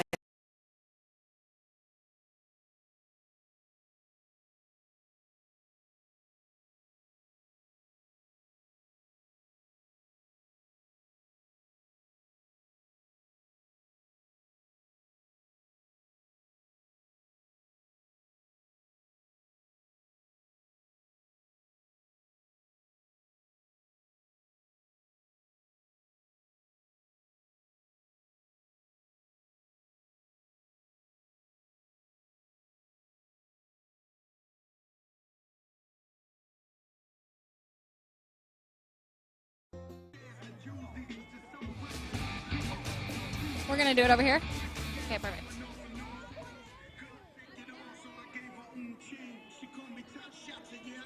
Looking up at there. Yeah. I'm here on the sideline with Akeem Durant. And Akeem, I know your brother played in this, and I know you're from here. What does it mean to you to get to play in this game? That means a lot. Just having exposure for my school and my family and just putting my name out there more. That's so exciting for you. I know you have a lot of commitments. You have a lot of offers. Have you decided where you're going to go yet? No, I haven't decided where I'm going to go to yet. I'm going to commit sometime in January and sign February the 1st. I know it's been a little bit of a slow start for South Carolina. How do you think your team can get this going, get back in the game? We got a lot of dogs on our team, so we got the fight in us. So I feel like we'll come out and we're going to make a run for it. Thank you so much. Good luck. Thank you. Back to you guys.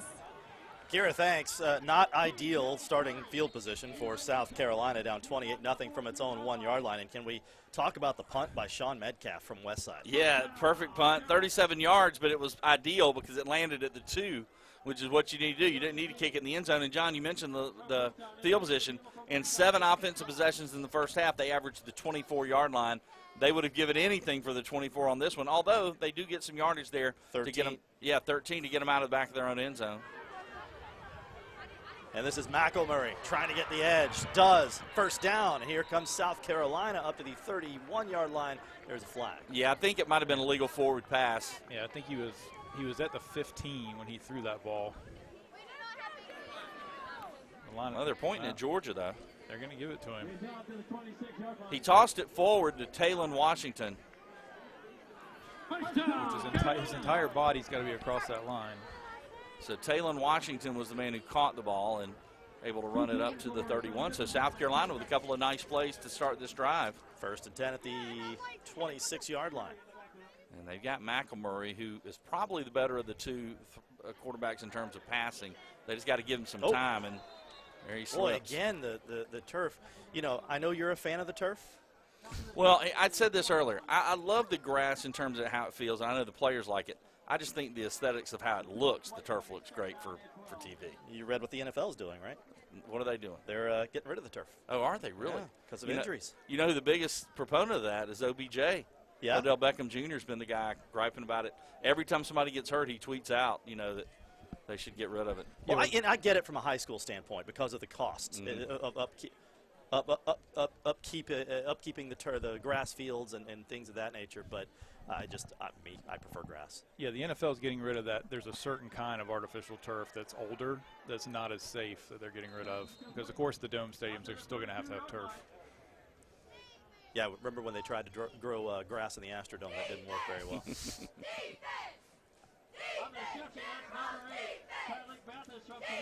So 3rd and about 4 for Carolina. They really need to move the chains here. Yeah, big play. I mean, the clock is not on their side. Already half of the third quarter gone by here, and they need points in a hurry. Oh, ball is out. And another turnover. Team Georgia. And I believe that was John Howard. Howard that got on it for Georgia. And this one looks like it might have got punched out. Let's see. It was. Yep. Yeah. Who hit it out? I'm trying to see the number. If we could run that replay back. Yeah. Here we go. Great job in the right truck. there, Thank number you, 8. guys. It was number 8 who got it. That was Marcellus Brigham. So Brigham on the punch out, Howard on the recovery, and another costly turnover for Carolina. And the crew for the win with that great job getting the great job allowing us to see that. Kyle and his crew. Marcellus Brigham, man, this guy was known as a basketball player and receiver, and now everybody loves him at DB. And on first down, it is K.D. Dorsey with a big gain. Yeah, K.D. Dorsey, the fans wanted a late hit there as he was thrown down. K.D. Dorsey now running the ball. He's also got a touchdown catch already. And here's the thing, he might be playing defense when he gets to Statesboro because he's also a stellar defensive back. 12-yard pickup, another first down for Georgia. One of 2 Georgia Southern signees in this game for Team Georgia. Big Matthew Williams, the lineman from Harlem, is also going to Statesboro. He'll be officially signing this week, as a matter of fact. Yeah, and that was the other Dorsey. Yeah. The Burke County Dorsey for a couple. Well, it's unfortunate for South Carolina. 4 turnovers in this game. 3 have led to touchdowns, and you hate that for the coaching staff and the kids. They put a lot of effort in all the practices and gearing up for this game, and then to have a rough go like that is not ideal. But for Team Georgia, you got to give them credit. They've taken advantage of every turnover so far, and right now they got a chance to do it one more time. Flowers swings it out. It's Dorsey. Dorsey tripped up. Nice tackle. I think that's 29. It's hard to tell with the jerseys. I think like it's that. Tylen Creech from South Aiken, yeah. It is Tylen Creech. There's always a Creech. There is, from man. Aiken. And it's from either there, Dalen Creech from Barnwell holds the all-time all-time Border Bowl record for yards receiving. Nathan mentioned that earlier, 188. But it does seem like we've got a Creech in this game every year. It's a big third down. With only 4:25 left in the third, it's getting late early, as they say, for South Carolina. So McDuffie, Georgia a little confused on lining up and who should be on the field. So Lee Hutto will take a timeout with 4:18 left to play in the third quarter, up 28-0. If you can figure out a way formation-wise to get me a one-on-one matchup with Leverett, I'm throwing it to the end zone again. Yeah. And it looks like on the way that was set up, they might have had that. They had McDuffie, the receiver, in the backfield with Curry, and the quarterback, of course, Marshall Flowers. Leverett, I've seen listed anywhere from 6'2" to 6'4". He's probably right in the middle of there, about 6'3", but he's also got really long arms. He's got a great wingspan, and you put most of these defensive backs, he's going to have a huge advantage, so throwing it up is a good idea.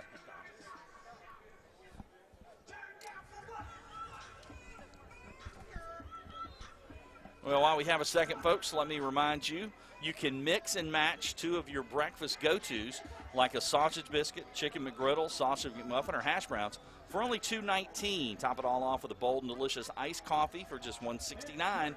McDonald's, I'm loving it. You got your one-on-one down here towards us. Keep their eye on the bottom of your part of your screen. Flowers not looking that way. Will keep. We'll throw over the middle for a first down. And K.D. Dorsey. It's K.D. Dorsey. And we will, speaking of McDonald's, name the McDonald's offensive and defensive players of the game at the conclusion of this contest.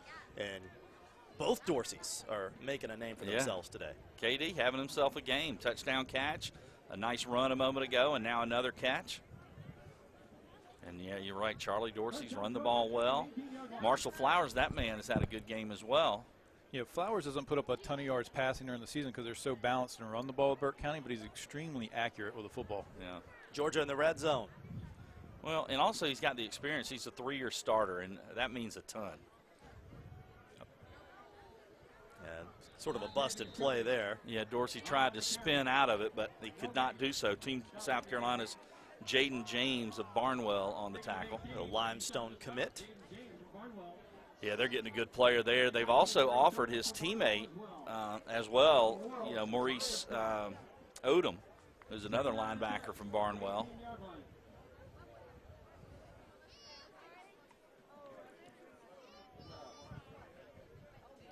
Well, if Georgia scores 6 here, as the late, great Skip Carey would say, if you promise to patronize our sponsors, you can feel free to walk your K9. KD Dorsey. KD Dorsey in for 6. Touchdown, Georgia. And now, you don't want to see this in an all-star game. Amir Young might be getting in some trouble here as he pushed KD Dorsey. Dorsey just wants to dance.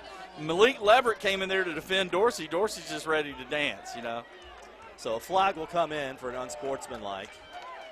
Some extracurricular activities broke out, but at the end of the day, it's going to be 34-0 Georgia. And KD Dorsey heard us talking about the McDonald's offensive player of the game. He is fired up. And he said, wait a second, I'm the guy. Leverett shoving him there in play and having some fun. And boy, he has stepped up and had a game today. And Hadaway on for his 5th extra point try of the day. Excellent throw there by Marshall Flowers. Nathan was just commenting about his accuracy. He put that right in the spot it needed to go, and Dorsey held on for the touchdown. They call him Mr. Automatic, by the way, Will Hadaway. Oh, now you've done it.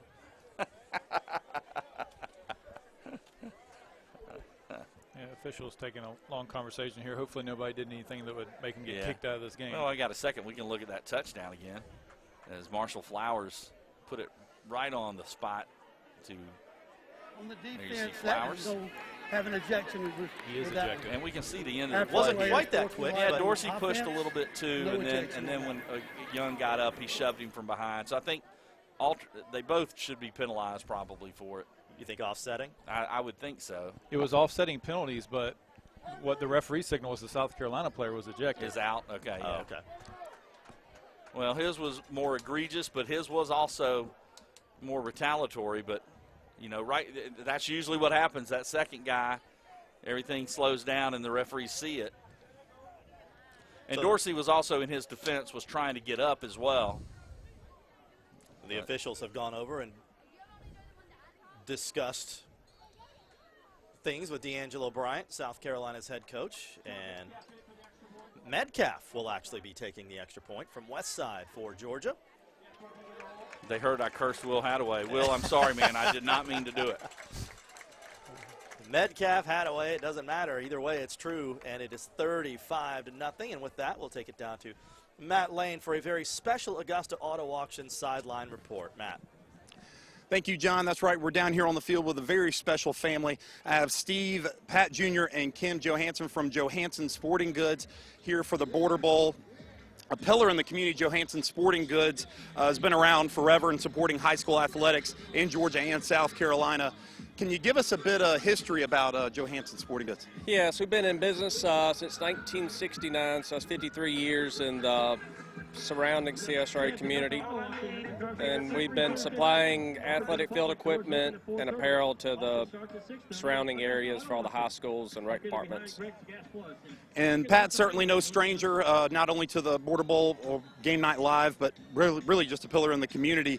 Can you kind of talk about what it's like having the paddle dedicated to his legacy and his honor? Oh, this is a great honor. Dad will be so honored by this. We are extremely grateful for all the support of the community, and hopefully many more years. Thank you. And in terms of support, Pat was kind of the leader in that, and especially for the Border Bowl. Kim, can you kind of mention just what it meant to him to support Border Bowl each and every year? Yeah, I think he was really proud just to be a part of the Border Bowl and for the cause it supported. And he was just able to come and give back to the community, come here and support the coaches, the players, the schools for, everything they've done for us over the years, and he just really enjoyed this. Definitely, and we've enjoyed it as well here with the Johansen family. Johansen Sporting Goods impacting high school athletes in Georgia and South Carolina for many years. Back to you, John. Matt, thank you, and thank you to the Johansen family for being such an integral part of Border Bowl since its inception 10 years ago. And so, yeah, AB, going forward, it is the Pat Johansen paddle that we will be playing for. And I can tell you, it's a brand-new paddle. This one's made of solid oak, and it weighs about 3 times as much as the former paddle. And Pat is upstairs going, man, y'all shouldn't have done that. I don't need put somebody else's name on there. But he did. He's done so much. And he had his hands in so many things behind the scenes that he didn't want credit for, helping out every type of event, every type of group that needed help. And just a great, great man. And you know, losing him recently, I know it's been tough on the family, but he will impact this community for a long, long time. Yeah, we lost Pat Johansen in November, but his legacy will live on through the paddle here at Border Bowl, which we presented to the winner here at the conclusion of today's contest. And a great return by Ty Lake Mathis for South Carolina on the kickoff was negated by a penalty, and now it'll be 2nd and about 5. Yeah, Keith and Washington on the carry there on first down. And here's the problem again. South Carolina, yeah, they've got great backs. They've got game breakers. They haven't been able to break one yet, and the problem is they haven't been able to throw the ball, haven't thrown it much at all anyway, and the clock is not their friend now. It's Team Georgia has scored 28 points off turnovers. Yeah, we still got another trivia question to get to. I was hoping you'd forget that. No, yeah. This one's the one I'm most excited about. I'm not even sure you want to get this one right, but we'll see. That's kind of scary.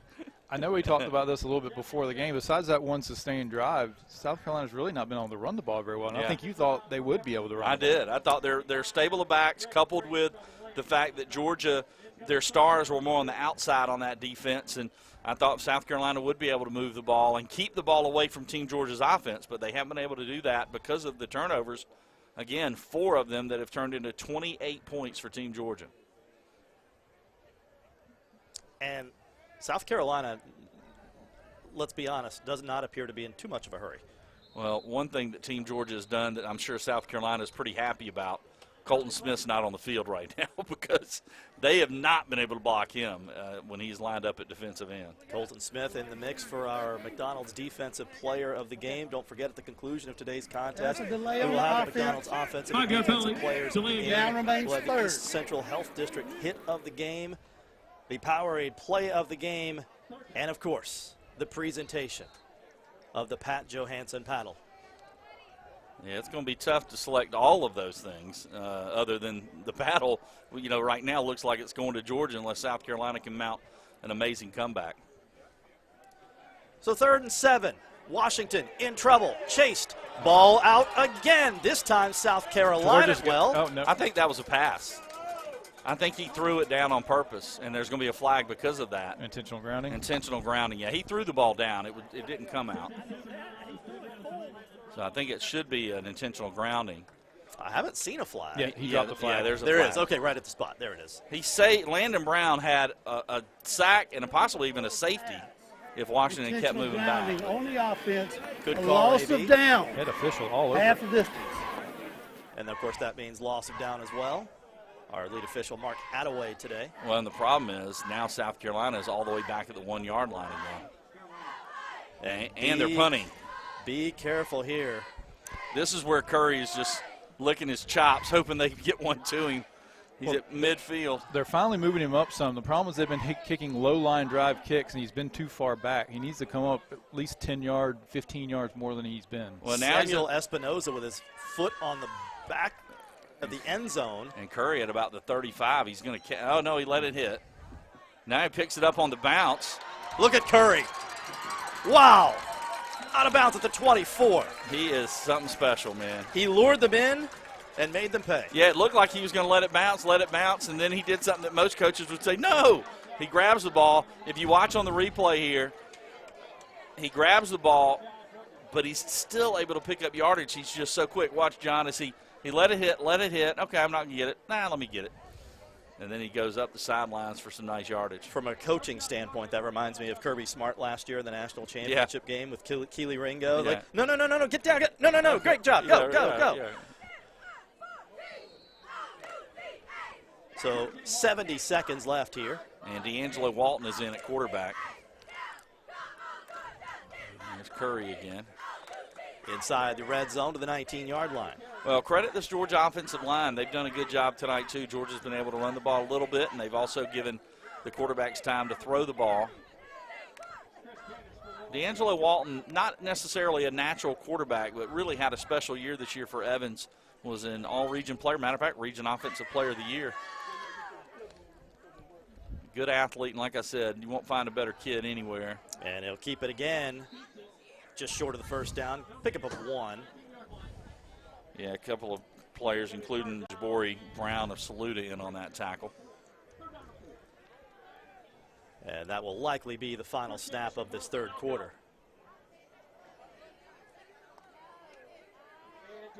Yeah, and it will be, as they're just going to walk to the sidelines now. Well, before we go to the fourth quarter, let me sneak in the second Stump AB trivia question. Okay, I'm waiting. As presented by Georgia Army National Guard. And again, we're honoring our great friend, Marlena Wilson. She was a Marshall grad, but more than anything, she was a Backstreet Boys fan. And I'm not kidding. No bigger fan of Backstreet Boys than Marlena Wilson. So your trivia question is, oh my God, name 2 Backstreet Boys. All right. We will have the answer in the fourth quarter. We head that way with Georgia leading 35-0. Sadly. Ready to develop more than a career? Solvay, a global leader in science and engineering, is hiring right here in Augusta. Chemical engineer.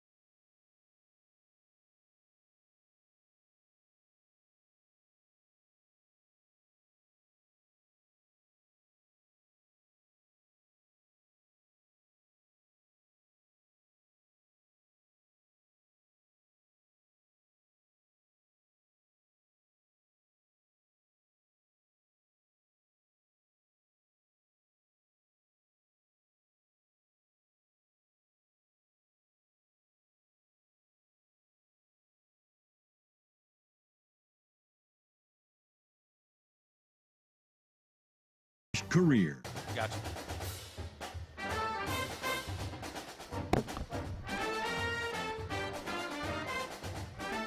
$28-0, or 35-0, I should say. Team Georgia leads Team South Carolina with 12 minutes left in Border Bowl 10.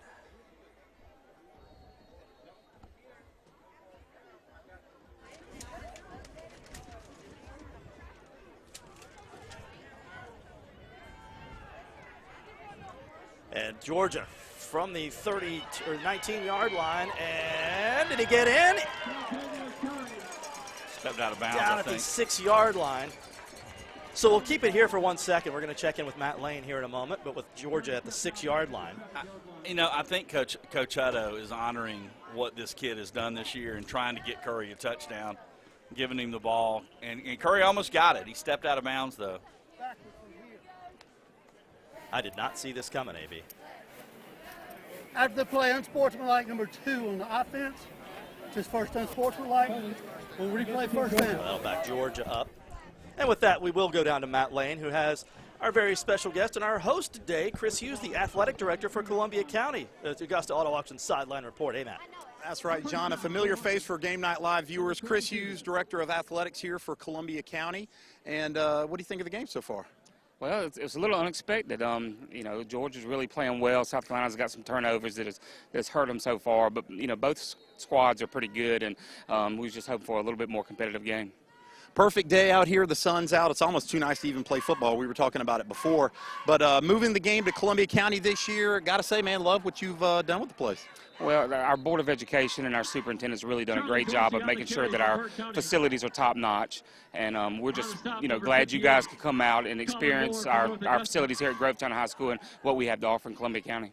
Now, obviously people come to the game, they see it, the finished product, but what goes into something like this preparation-wise leading up to an all-star game like this? Oh, wow. It's been a lot of work, not just from you guys at WJBF, but from Columbia County Board of Education, our facilities and maintenance crew, Grovetown High School, their workers here, Athletic Director Marty Jackson, they put a lot of work into this over the last couple of weeks just to make sure that the kids get what they deserve and have a nice facility to play at, and the fans and the Ronald McDonald House and all that are involved have a really nice place to play.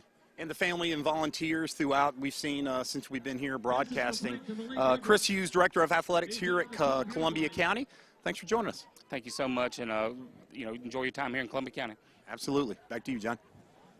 Matt, thanks. Chris Hughes, thanks. And thanks to Grovetown High School for being such an amazing host for this event this year. Well, I'm embarrassed to say how long I've known Chris Hughes. It'll date both of us. But, yeah, we used to go at it on the basketball courts when he was a player at North Augusta. He was an outstanding athlete back in his day, soccer. Who won?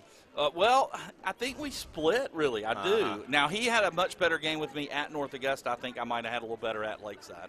But just a great athlete, and he was a great coach in his day as well. And, of course, he's helped us with Game Night Live a few times. And good man, and Columbia County made a good hire there. Had some success as a coach at Richmond Academy as well. Led the soccer team to how many state titles? A bunch. They were always in the hunt, I know that. So Georgia with a first down, first and goal at the 7-yard line. As DJ Walton comes back into the game at quarterback, and Curry's in the backfield with him. That's John Tavis Curry. The flash from Thompson. And we'll see if Curry can get into the end zone. They're going to try. He's got to get the edge, and he will not. Nah, South Carolina was ready for that. Number 17 kind of came over fast. That's a Marion Buckman from Bamberg Earhart. He got over there and help close things up. Quickly, let's get you QBs by the quarter for quarter number 3, brought to you as always by Culpeper Ace Hardware. Yeah, leading passers now is for South Carolina is McElmurray for Midland Valley, 2 of 3 for 20 yards, and then Burke County's Flowers is 8 of 9 for 122 yards and 2 touchdowns. Thank you, Nathan Edwards. Second and goal from the 8. And Flowers back in at quarterback. Yeah, I mean, I think player of the game, you got Flowers having a pretty solid game. Dorsey's been great. On defense, take your pick. There have been a lot of good ones. Matter of fact, when you've got 2 guys that have scored touchdowns and 2 others that have either caused or recovered fumbles, and you got an interception from Noble. Still second down. Delay of game on Georgia. Back them up to the 13-yard line. And Colton Smith forced a fumble, and he also rushed the pass on the pass that was intercepted. So it's going to be tough at the end of the game to pick those. I'm going to let y'all do that. I'm not going. No, that's why we pay you. Yeah, it's really tough too because one of those fumbles we didn't see who actually tripped it. So if somebody calls a couple of fumbles, Flowers being chased. Flowers will have the ball knocked out. Speaking of that, and I think Georgia got back on it. Well, that's a little bit of the difference. Buckman forces the fumble, but Dorsey, the Flowers teammate Charlie Dorsey, recovers the fumble. All of the Dorseys making their case for the McDonald's player of the game. But watch Buckman from the side of the field. He gets the ball loose. But, again, the ball's there. South Carolina players are there. Georgia player not even in the frame until the end when Dorsey comes in and gets the football. Amarian Buckman from Bamberg Earhart High School. So third and goal from the 15. And let's see if DJ Walton tries to go to his teammate Dorsey. He's also got Leverett out there. And he is going to throw. Walton throws into and out of the hands of K.D. Dorsey. Yeah, Dorsey was kind of running back towards him, so that made that pass come at him a little faster than he was ready for. So here comes Will Hadaway. He was 9 of 10 on field goal attempts for Lakeside this year. And he's 4 of 4 today on extra points, and now he's going to try to get a field goal. It'll be about a 32-yarder. Jack Murphy will hold. The senior quarterback from Richmond Academy, what a career he had, leading ARC to a region championship a couple of years ago. And Hadaway That's our fault, AB. We got another scrum. And another I cursed him. Fight breaks out. It looks like cooler heads are going to prevail there, but there is a flag down, so we'll keep it right here for a second and check the call.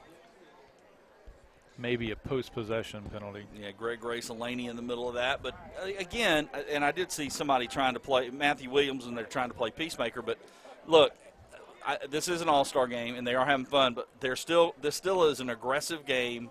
They're still, guys who are highly competitive and want to win, and sometimes that gets the better of them. So the officials talk it over.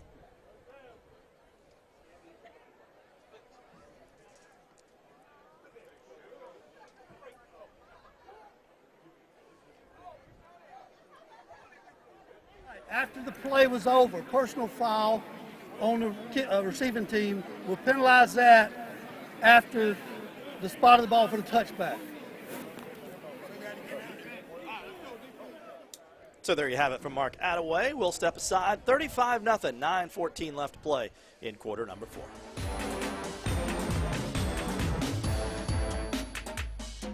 The Georgia Department of Public Health East Central Health District has served the CSRA for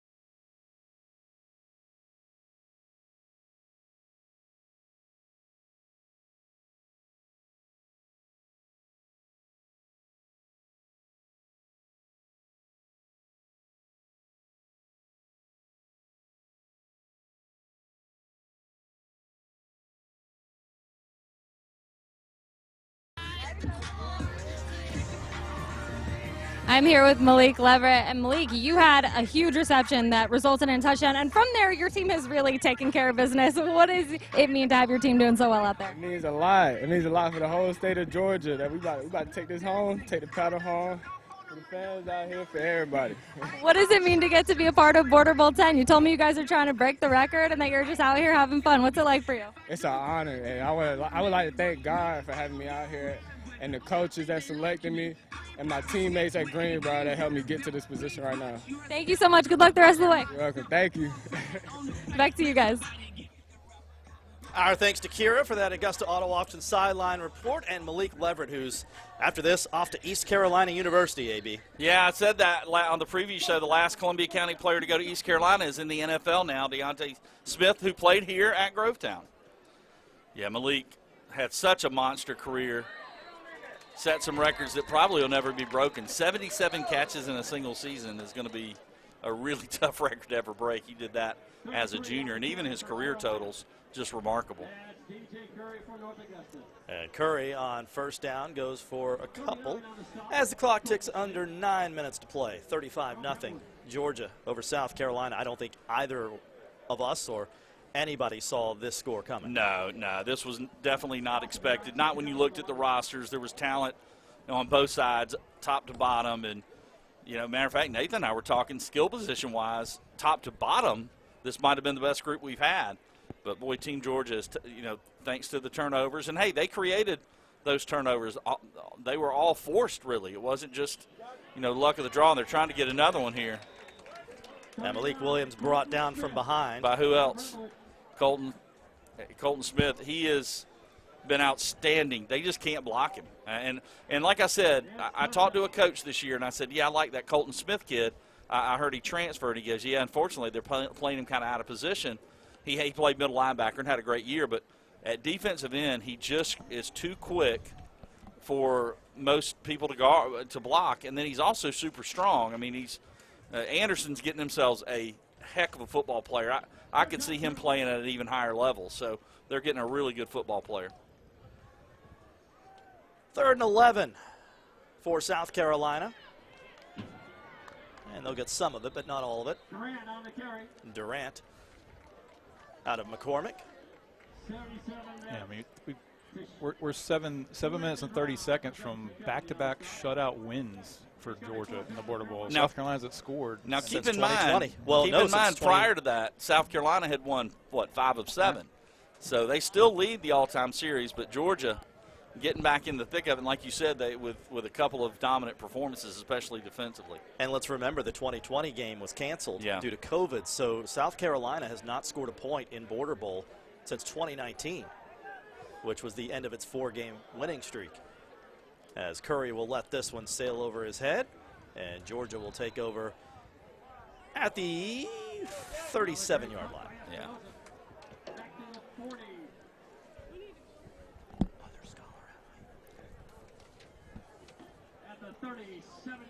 With 7:18 left to play. Well, we told you about the South Carolina Scholar of the Game in the first half, so let's tell you about Georgia's Payne College Scholar of the Game. He is number 24, Sean Metcalf. Sean's a punter and kicker from Westside who was all-region the last 2 seasons, and he's done a great job today as well, not only competitive on the field, he is vying for the valedictorian spot at Westside High School. Congratulations to our Payne College Scholar of the Game for Team Georgia, Sean Metcalf. Yeah, WJBF Scholar athlete as Curry pushes ahead. He'll have a first down up near midfield to the 49. And Metcalf, of course, you mentioned how he's performed today, had that key punt in the first half that dropped inside the 1-yard line and back Team South Carolina up. Well, technically, I was vying for the valedictorian spot. I mean, I didn't have a chance at it, but I mean, I was vying for it. We're all vying for it. He was eliminated after that first semester his freshman year. Yeah, I was eliminated after, like, the first assignment in lit.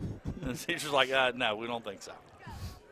No, he's got a legitimate shot at it, which is pretty awesome. And here goes another nice run by Curry. And if they didn't grab his ankle, he might have been gone down the sideline. Close to another first down. Pickup of 9. So 23 yards on this drive for Jontavis Curry. I still am just astonished at that run he had in the postseason. 77 touches, over 1,200 yards, and 16 touchdowns. And keep in mind, during that 5-game stretch, Thompson played the number 1, the number 2, and the number 3 ranked team in the state. And that's who he was doing that against. Nothing doing on second down, so it'll bring up third and 1. And the clock is down to 6.5 to go. Well, look, this is an all-star game, and parents and friends want to see these players play well on both sides. So I think both sides will want to see this game again, and it will re-air on WJBF on January 22nd at 3 p.m. as Jackson Murphy from ARC, call him Jack for short, gets the call at quarterback and will hand it off to Dorsey, and Dorsey will have a first down and more for Georgia as Georgia continues to salt away this clock here down to the 25-yard line. 17-yard gain. Yeah, Murphy stays in there at QB.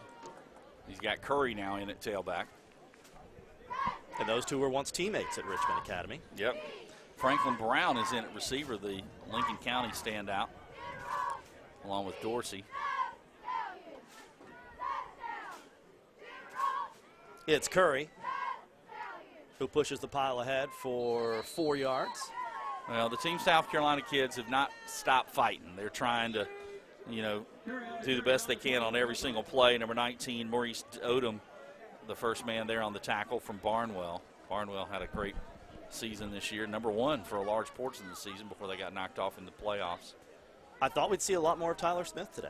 I did too, and to be honest, Georgia shut down the run, and then you had the turnovers, and then all of a sudden you're down and you've got to pass a little, and I'm surprised South Carolina was not able to run the football and get some, sustain some drives against Georgia. But again, the turnovers were the real key. Here's Charlie Dorsey.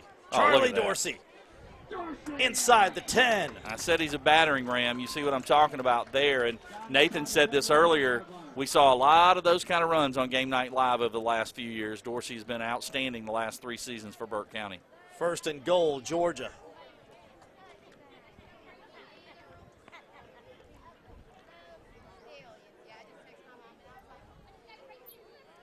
well, I picked Keithan Washington from Denmark Olar as my potential player of the game. And he's played well, but again, the South Carolina offense has just not been able to get on track today, as Dorsey will push ahead close to the 5. Yeah, it's just tough when you got so many good players. I mean, who would have picked Marshall Flowers and Katie Dorsey? And they've been the stars along with the 2 backs, Dorsey and Curry, for this Team Georgia offense. And then on defense, like take your pick. You've got guys forcing turnovers and picking up fumbles and running them back. Jordan Franklin, with a touchdown, and also Dorian Foots with a touchdown as well. Curry looking for the corner. Trying to tiptoe his way down the sidelines. A flag will bring that back. And while they sort that out, let's get down to Matt Lane for an Augusta Auto Auction sideline report. Matt. Thank you, John. That's right. We're here on the field with Ana Victoria Casasola from Barrios Verguez Attorneys. And welcome to the game. Thank you. Thank you for having us. Yeah, pretty decent day for it, would you say? Yes, beautiful. The weather is perfect for it. Now, I know y'all are located in Dublin, Georgia, but also you have practice here in Augusta. Is that right? Yeah, so we have locations in Duluth, Georgia, and Augusta, Georgia. Okay. Yes. I'm sorry, Duluth. Brain. But in terms of legal services that you guys offer, if folks are kind of looking for certain help in areas, what areas do y'all specialize in? Yeah, so we specialize in personal injury and immigration cases. Okay. Very good. So what's the best way for someone to get in touch with y'all? Right, so you guys can actually look us up on Google, Barrios Verguez Attorneys, and then anything else, give us a call at 706-600-8000. And I've seen your signage throughout, actually in my travels, but in terms of supporting high school sports, why is it so important for y'all to be affiliated with not only the All-Star Game, but just high school sports in general? So actually one of our founder attorneys grew up here in Augusta. Okay. He did some of his school in Augusta State. Okay. So he's really good at just giving back to the community that kind of raised him. So we're glad to be here, part of this community. And once again, for folks that do want to reach out, and even if they just have a question, what's the best way to get in touch with you again? Just give us a call, 706-600-8000. From Barrios Verguez, Ana Victoria Casasola. Back to you, John. Thanks to you both for that Augusta Auto Auction sideline report as Georgia continues to go backwards. It's all academic at this point, 35-0. That's going to bring up 4th down, 4th and goal from the – what do you draw up here, AB? 4th and goal from the 28-yard line. It looks like I deep pass the Leverett or a field goal attempt. I think they're going to let – are they going to let why not? No, yeah, they're going to let Will Hadaway take a shot at it from 44 yards out. Murphy to hold, Hadaway to kick. From 44. Had the distance, didn't have the direction. And it'll remain 35-0. All right, AB, you've had a chance to think about it. The Stump AB trivia question brought to you by Georgia Army National Guard in honor of our great friend Marlena Wilson, the production manager at WJBF, who we lost a couple of weeks ago. It was so integral in putting this game together and was in the process of putting this game together. She was the biggest Backstreet Boys fan in the world. So, AB, name me 2 Backstreet Boys. Well, one is Aaron Carter. Sure, okay. I think, is it Aaron Carter or is it a different Carter? Aaron Carter is the younger one. Wait, he's getting help from Nathan. This is not fair. No, Aaron Carter died. It's the other Carter, his brother. So he's one, Carter. Kevin, Brian, and Howie. That's what you're going. I don't know last names. Kevin's the dark-headed one. That's fine. Brian's the lead singer, and then Howie, who I thought at first was NSYNC, but no, he's Backstreet Boys. So you got the Carter, Kevin, Brian, and Howie are 4 of the 5, and I think there are 5 of them, right? And the answers are Nick Carter, Howie, Brian, Kevin, and AJ. That was counts. One All right. Yes, sir. There you baby. Go. Congratulations. I don't know why I'm proud of that. Oh, Lordy. Oh, man. 2:13 left to play here, and then we will award our McDonald's offensive and defensive players of the game. Our Powerade play of the game, East Georgia Health District hit of the game, and of course the presentation of the Pat Johansen paddle, the first ever presentation of the Pat Johansen paddle. Well, we have a second. I want to thank our crew that's been out here for the last couple of days. And to be honest, this crew has been putting this game together for months. We mentioned Marlena already. But this crew has been working throughout Game Night Live this year, and then the last 2 days here at Grovetown. Our director, Kyle Thomas, Hannah Diarco on replay, Josh Recor on graphics, Jeff Singleton on audio. Our camera folks today, Darius Davis, Katron Hugie, Reggie Mackey, Gary Nipple. Our sideline person and our point person, we mentioned Scott Skadden earlier, sort of the architect of Game Night Live and Border Bowl. But the person who puts it all together is Emily Pinocchia, and she's done such a great job in her first year putting Border Bowl together. Red Cap today, Adam Karstens. Working the live truck for us today, Will Baker. And back at Television Park, keeping us on the air, the great Chris Boykin. And we wouldn't be on the air right now if we're not for our great crew, and we can't tell you how much we appreciate it. Yeah, and they were spectacular this year. I mean, Lord knows I'm a dummy, and I put them on the spot all the time, not thinking, and every single time they were able to do whatever I mentioned, and they were great all year long. So we do appreciate it. They make us look good for sure. South Carolina not going down without a fight here. 100 seconds left and still throwing the football. Yeah, we were trying to decide offensive and defensive player of the game. Marshall Flowers has been great, Katie Dorsey. And by the way, Marshall Flowers, I failed him. I talked about what a great baseball player is. He's committed to Augusta University in baseball. And that one was intended for Jeffrey Jackson from South Aiken. Leverett's had a couple of big catches as well. Yeah, Leverett's been solid. And then the two backs have both been good, Curry and Dorsey. Curry's had a solid day as well. So do we have a verdict? I think we do. I think we do. I think the verdict is in. Matt Lane now has the players, and he's got the envelope. It was tough, though. It always is in these all-star games. My buddy George Blackburn, a former scout with the Reds, texted me the information on Flowers about Augusta University, and he's out watching the game. We appreciate that. A lot of folks watching it on television, and we got a big crowd here, which is great. And again, if you've missed it today, this game will re-air on January the 22nd at 3 p.m. here on WJBF. And will also be available at some point on WJBF.com and my YouTube channel. Colton Smith with another tackle, the Brentwood. And again, he played his first 3 seasons at Washington County before he transferred to Brentwood this year. Washington County's coach, Coach Ingram, let go. He went over to Dublin.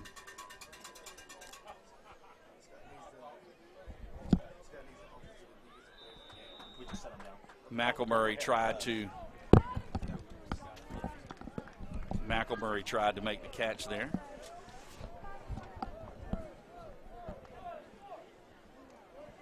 So a turnover on downs inside the final minute. Now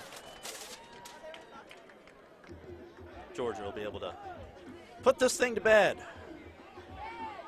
And the paddle will remain in the Peach State after spending 5 years in the Palmetto State. We ask you to please stay off the playing surface. Please stay off the playing surface until we conclude the trophy panel presentation for the Pat Johansen panel. Please stay off the playing field. Thank you. So a couple snaps, and Carter Murphy. I knew I was going to do it at some point. Carter You haven't done that in 4 years. You finally do it in his last game. Hey, Carter was an athlete and a great athlete in his own right back in the day, but his son Jack takes a knee for Georgia, and that'll bring us inside the final 40 seconds. So one more snap, and this thing will be done. It's going to be second down.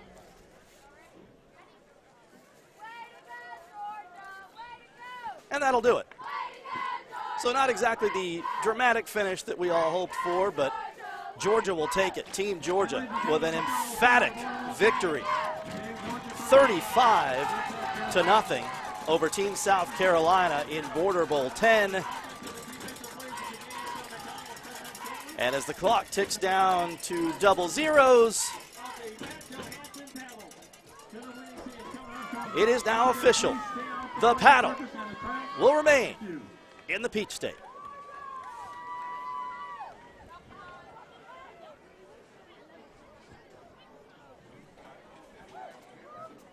What a performance by Team Georgia, AB. Yeah, they just got after it. They made plays. You know, they were, like I said, those fumbles were forced. You know, the interception was forced because of the pressure on the quarterback. It wasn't like, you know, that South Carolina just coughed it up, and they were able to pick up 2 of those touchdowns and run them back, those fumbles, and then they scored on the other 2 turnovers. So 28 points off South Carolina turnovers. And then Marshall Flowers, very solid game, 10 of 11 passing with a couple of TDs. Malik Leverett, the 2 running backs, Charlie Dorsey, and, of course, John Tavis Curry. And then K.D. Dorsey was outstanding from Evans as well. So we will step aside, but don't go anywhere. We have the McDonald's offensive and defensive players of the game, the Powerade play of the game, and, of course, the East Central Health District hit of the game, and the presentation of the Pat Johansen paddle, all coming up in the post-game show. Georgia wins Border Bowl 10, 35-0.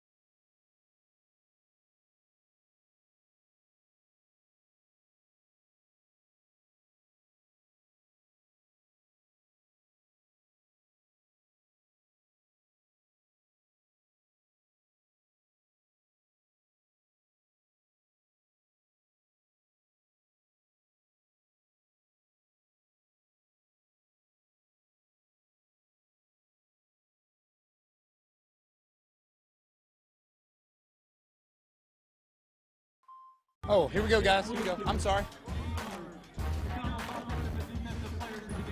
And welcome here on the field. We have our McDonald's offensive and defensive players of the game, joined by our friends from McDonald's and also the Ronald McDonald House, as we talked to Frida Baker, CEO, earlier in the game. A tremendous event, a tremendous day, and a wonderful production here for Team Georgia. And starting off, we're going to hand out the defensive player of the game, and it's going to go to number 39, Colton Smith. Huge game on defense, tremendous effort each and every defensive series. So our defensive player, Colton Smith. And we talked to you in the first half, but in terms of the second half, still getting the shutout, what was it like playing with your friends? It was amazing, man. I played in a few bowl games with some of these guys, and just had fun coming out here and dominating today, man.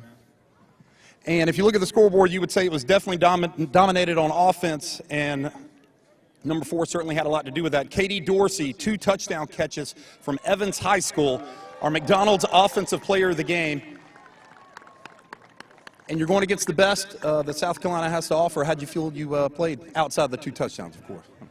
Outside the 2 touchdowns, I really feel like I helped my team out and being just a great team player and enjoying the moment, man. This is an amazing moment. And we talked to Colton about it, but talk about the week, practicing, getting to see friends that you played against and also guys that you're just friends with in general. What was that like, being able to have that experience with them? So practice was just like soaking in everything, like knowing that that's going to be your last high school game. It really was just like emotional because it was amazing to play with your old friends, your old teammates, one more time with your bros. It's amazing. And getting a shutout, nonetheless, 35-0 for Team Georgia here. Our McDonald's offensive and defensive players of the game, number 39, Colton Smith, and number 4, K.D. Dorsey.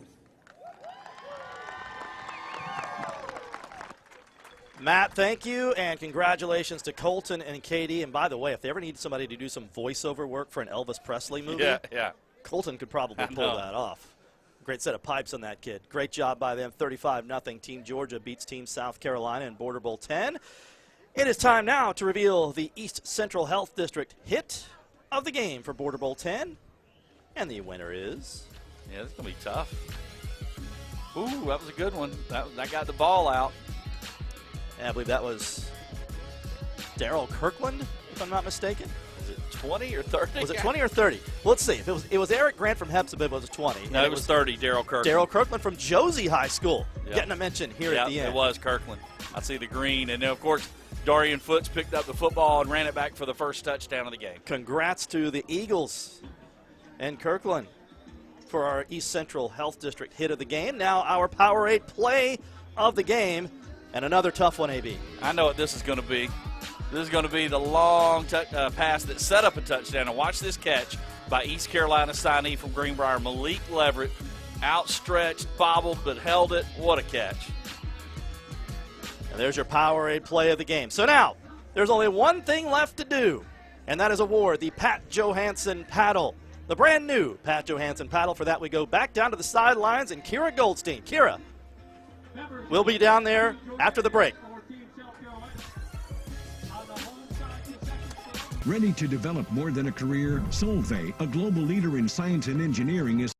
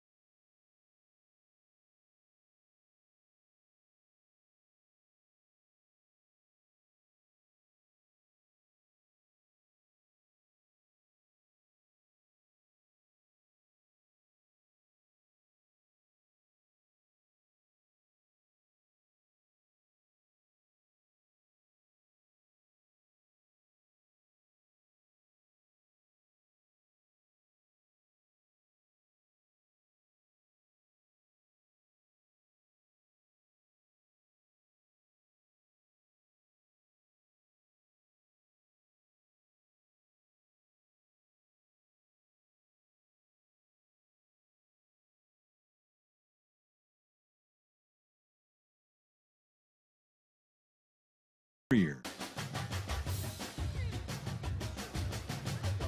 Coach Hutto, I know it was a pleasure and an honor for you to be chosen as the coach. Can you tell me a little bit about the week you spent with these guys? Well, it was an honor to be chosen for this position. It was an honor to be able to coach such a great group of young men. They worked extremely hard all week. Our coaching staff, it's a tremendous coaching staff, not just great coaches, but great men. So it was an awesome week of preparation, and of course a great game when you come out and win 35-0. Yeah, your team pulled off an impressive shutout. Can you tell me a little bit about what you're pleased about today and what you saw from your players? Well, of course, defensively, when you force 4 turnovers, you should win a football game. But our staff did an excellent job of making some adjustments throughout the game. Our offensive staff did a great job of moving the football, getting first downs, moving the chains, and our special teams were on point, with our field position, our punts, our kicks. So just an overall team effort. Well, I have here this paddle that is hard-earned by Georgia. So for the first time, I would like to present the Pat Johansen paddle to Team Georgia. Congratulations, Coach.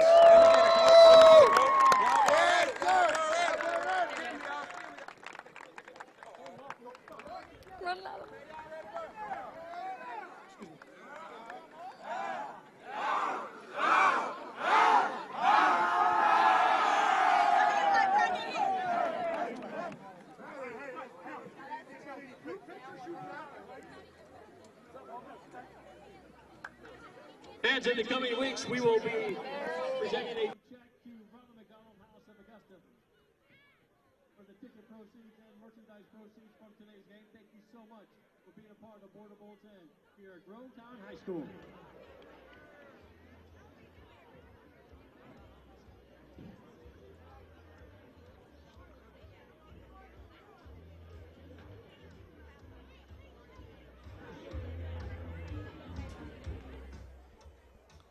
And there's your picture, AB. That's a good one. That's man. the new profile, the new cover photo right there. We're going to see that on social media quite a bit, I'm sure. Yeah, Team Georgia, what a performance here today. Yeah, they earned it. Great performance, both sides of the ball, and just made the big plays. And unfortunately for South Carolina, they just didn't have it today. They still lead the all-time series, though, but today belonged to Team Georgia with a convincing 35-0 win. We have one more piece of business to take care of before we let you go here, and that is our final QBs by the quarter of the year, brought to you one more time by Culpeper Ace Hardware. Nathan? Yeah, and Burke County's Flowers ended the day 10 of 11 for 145 yards and 2 touchdowns. And then it was McElmurray was 3 of 4 for 35 yards on the South Carolina side. Yeah, Flowers could have easily been player of the game on offense. It was really a toss-up. He played solid as well. And this game was played in a brisk 2.5 hours. So we've got some time to kill here. So I'll get your final thoughts, not only on this game today, AB, but this football season as a whole. Well, it's been great. I think when the season started, I didn't know if we had a team that could make a run at a state title. We thought it would be Thompson or Barnwell or maybe Burke County or one of the smaller schools. And, we had 2 teams in the area. Thomas Jefferson Academy won their 4th straight, and Thompson, of course, won the state championship as well. And some other teams made great runs. We had some amazing individual performances. Terrence Smith at South Aiken, Tyler Smith at Barnwell, obviously John Tavis Curry. We had the scary scene with Eric Parker, but we were happy to find out very quickly that he was doing well and doing much better. And now one of the great coaches in the area in my lifetime has decided to call it quits. But, he's still a young man. He's still got a lot to do. And I tell you, I don't know if you follow him on social media, he's way more clever than you think he'd be. He's pretty funny. Are you saying you didn't think he was clever? Well, I just didn't know. And now I see him on social media. I'm like, man, this guy's got a great sense of humor. I knew him as a great football coach. But all in all, I thought it was a phenomenal season. I thought Game Night Live, we had some great games, great performances. I mean, Trey Huff at Lincoln County. We saw some players this year, and it was just a treat. As you take a look at some of the images of Border Bowl 10, one more time, I want to thank our crew, Kyle Thomas, the director, Hannah DiArco on replay, Josh Recor in graphics, Jeff Singleton on audio, Darius Davis, Katron Hugie, Reggie Mackey, Gary Nipple on cameras, Emily Pinocchia for putting everything together, Scott Skadden, the architect of Border Bowl, Adam Carson's the red cap, Reggie Mackey and Will Baker running the live truck, and Chris Boykin and or Levi Crawford back at Television Park keeping us on the air today here at Border Bowl 10. Fellas, as we take a look at our list of sponsors this year that have made this all possible and thank them one more time, and our corporate partners, we could not do it without them. It has been a pleasure. Nathan, AB, always a great time. For Kira Goldstein down on the sidelines, Matt Lane. For Nathan, AB. You can see the encore presentation of Border Bowl 10 coming up January 22nd at 3 p.m. right here on WJBF. Until then, John Hart saying so long from Grovetown. We now take you back to regularly scheduled programming on ABC.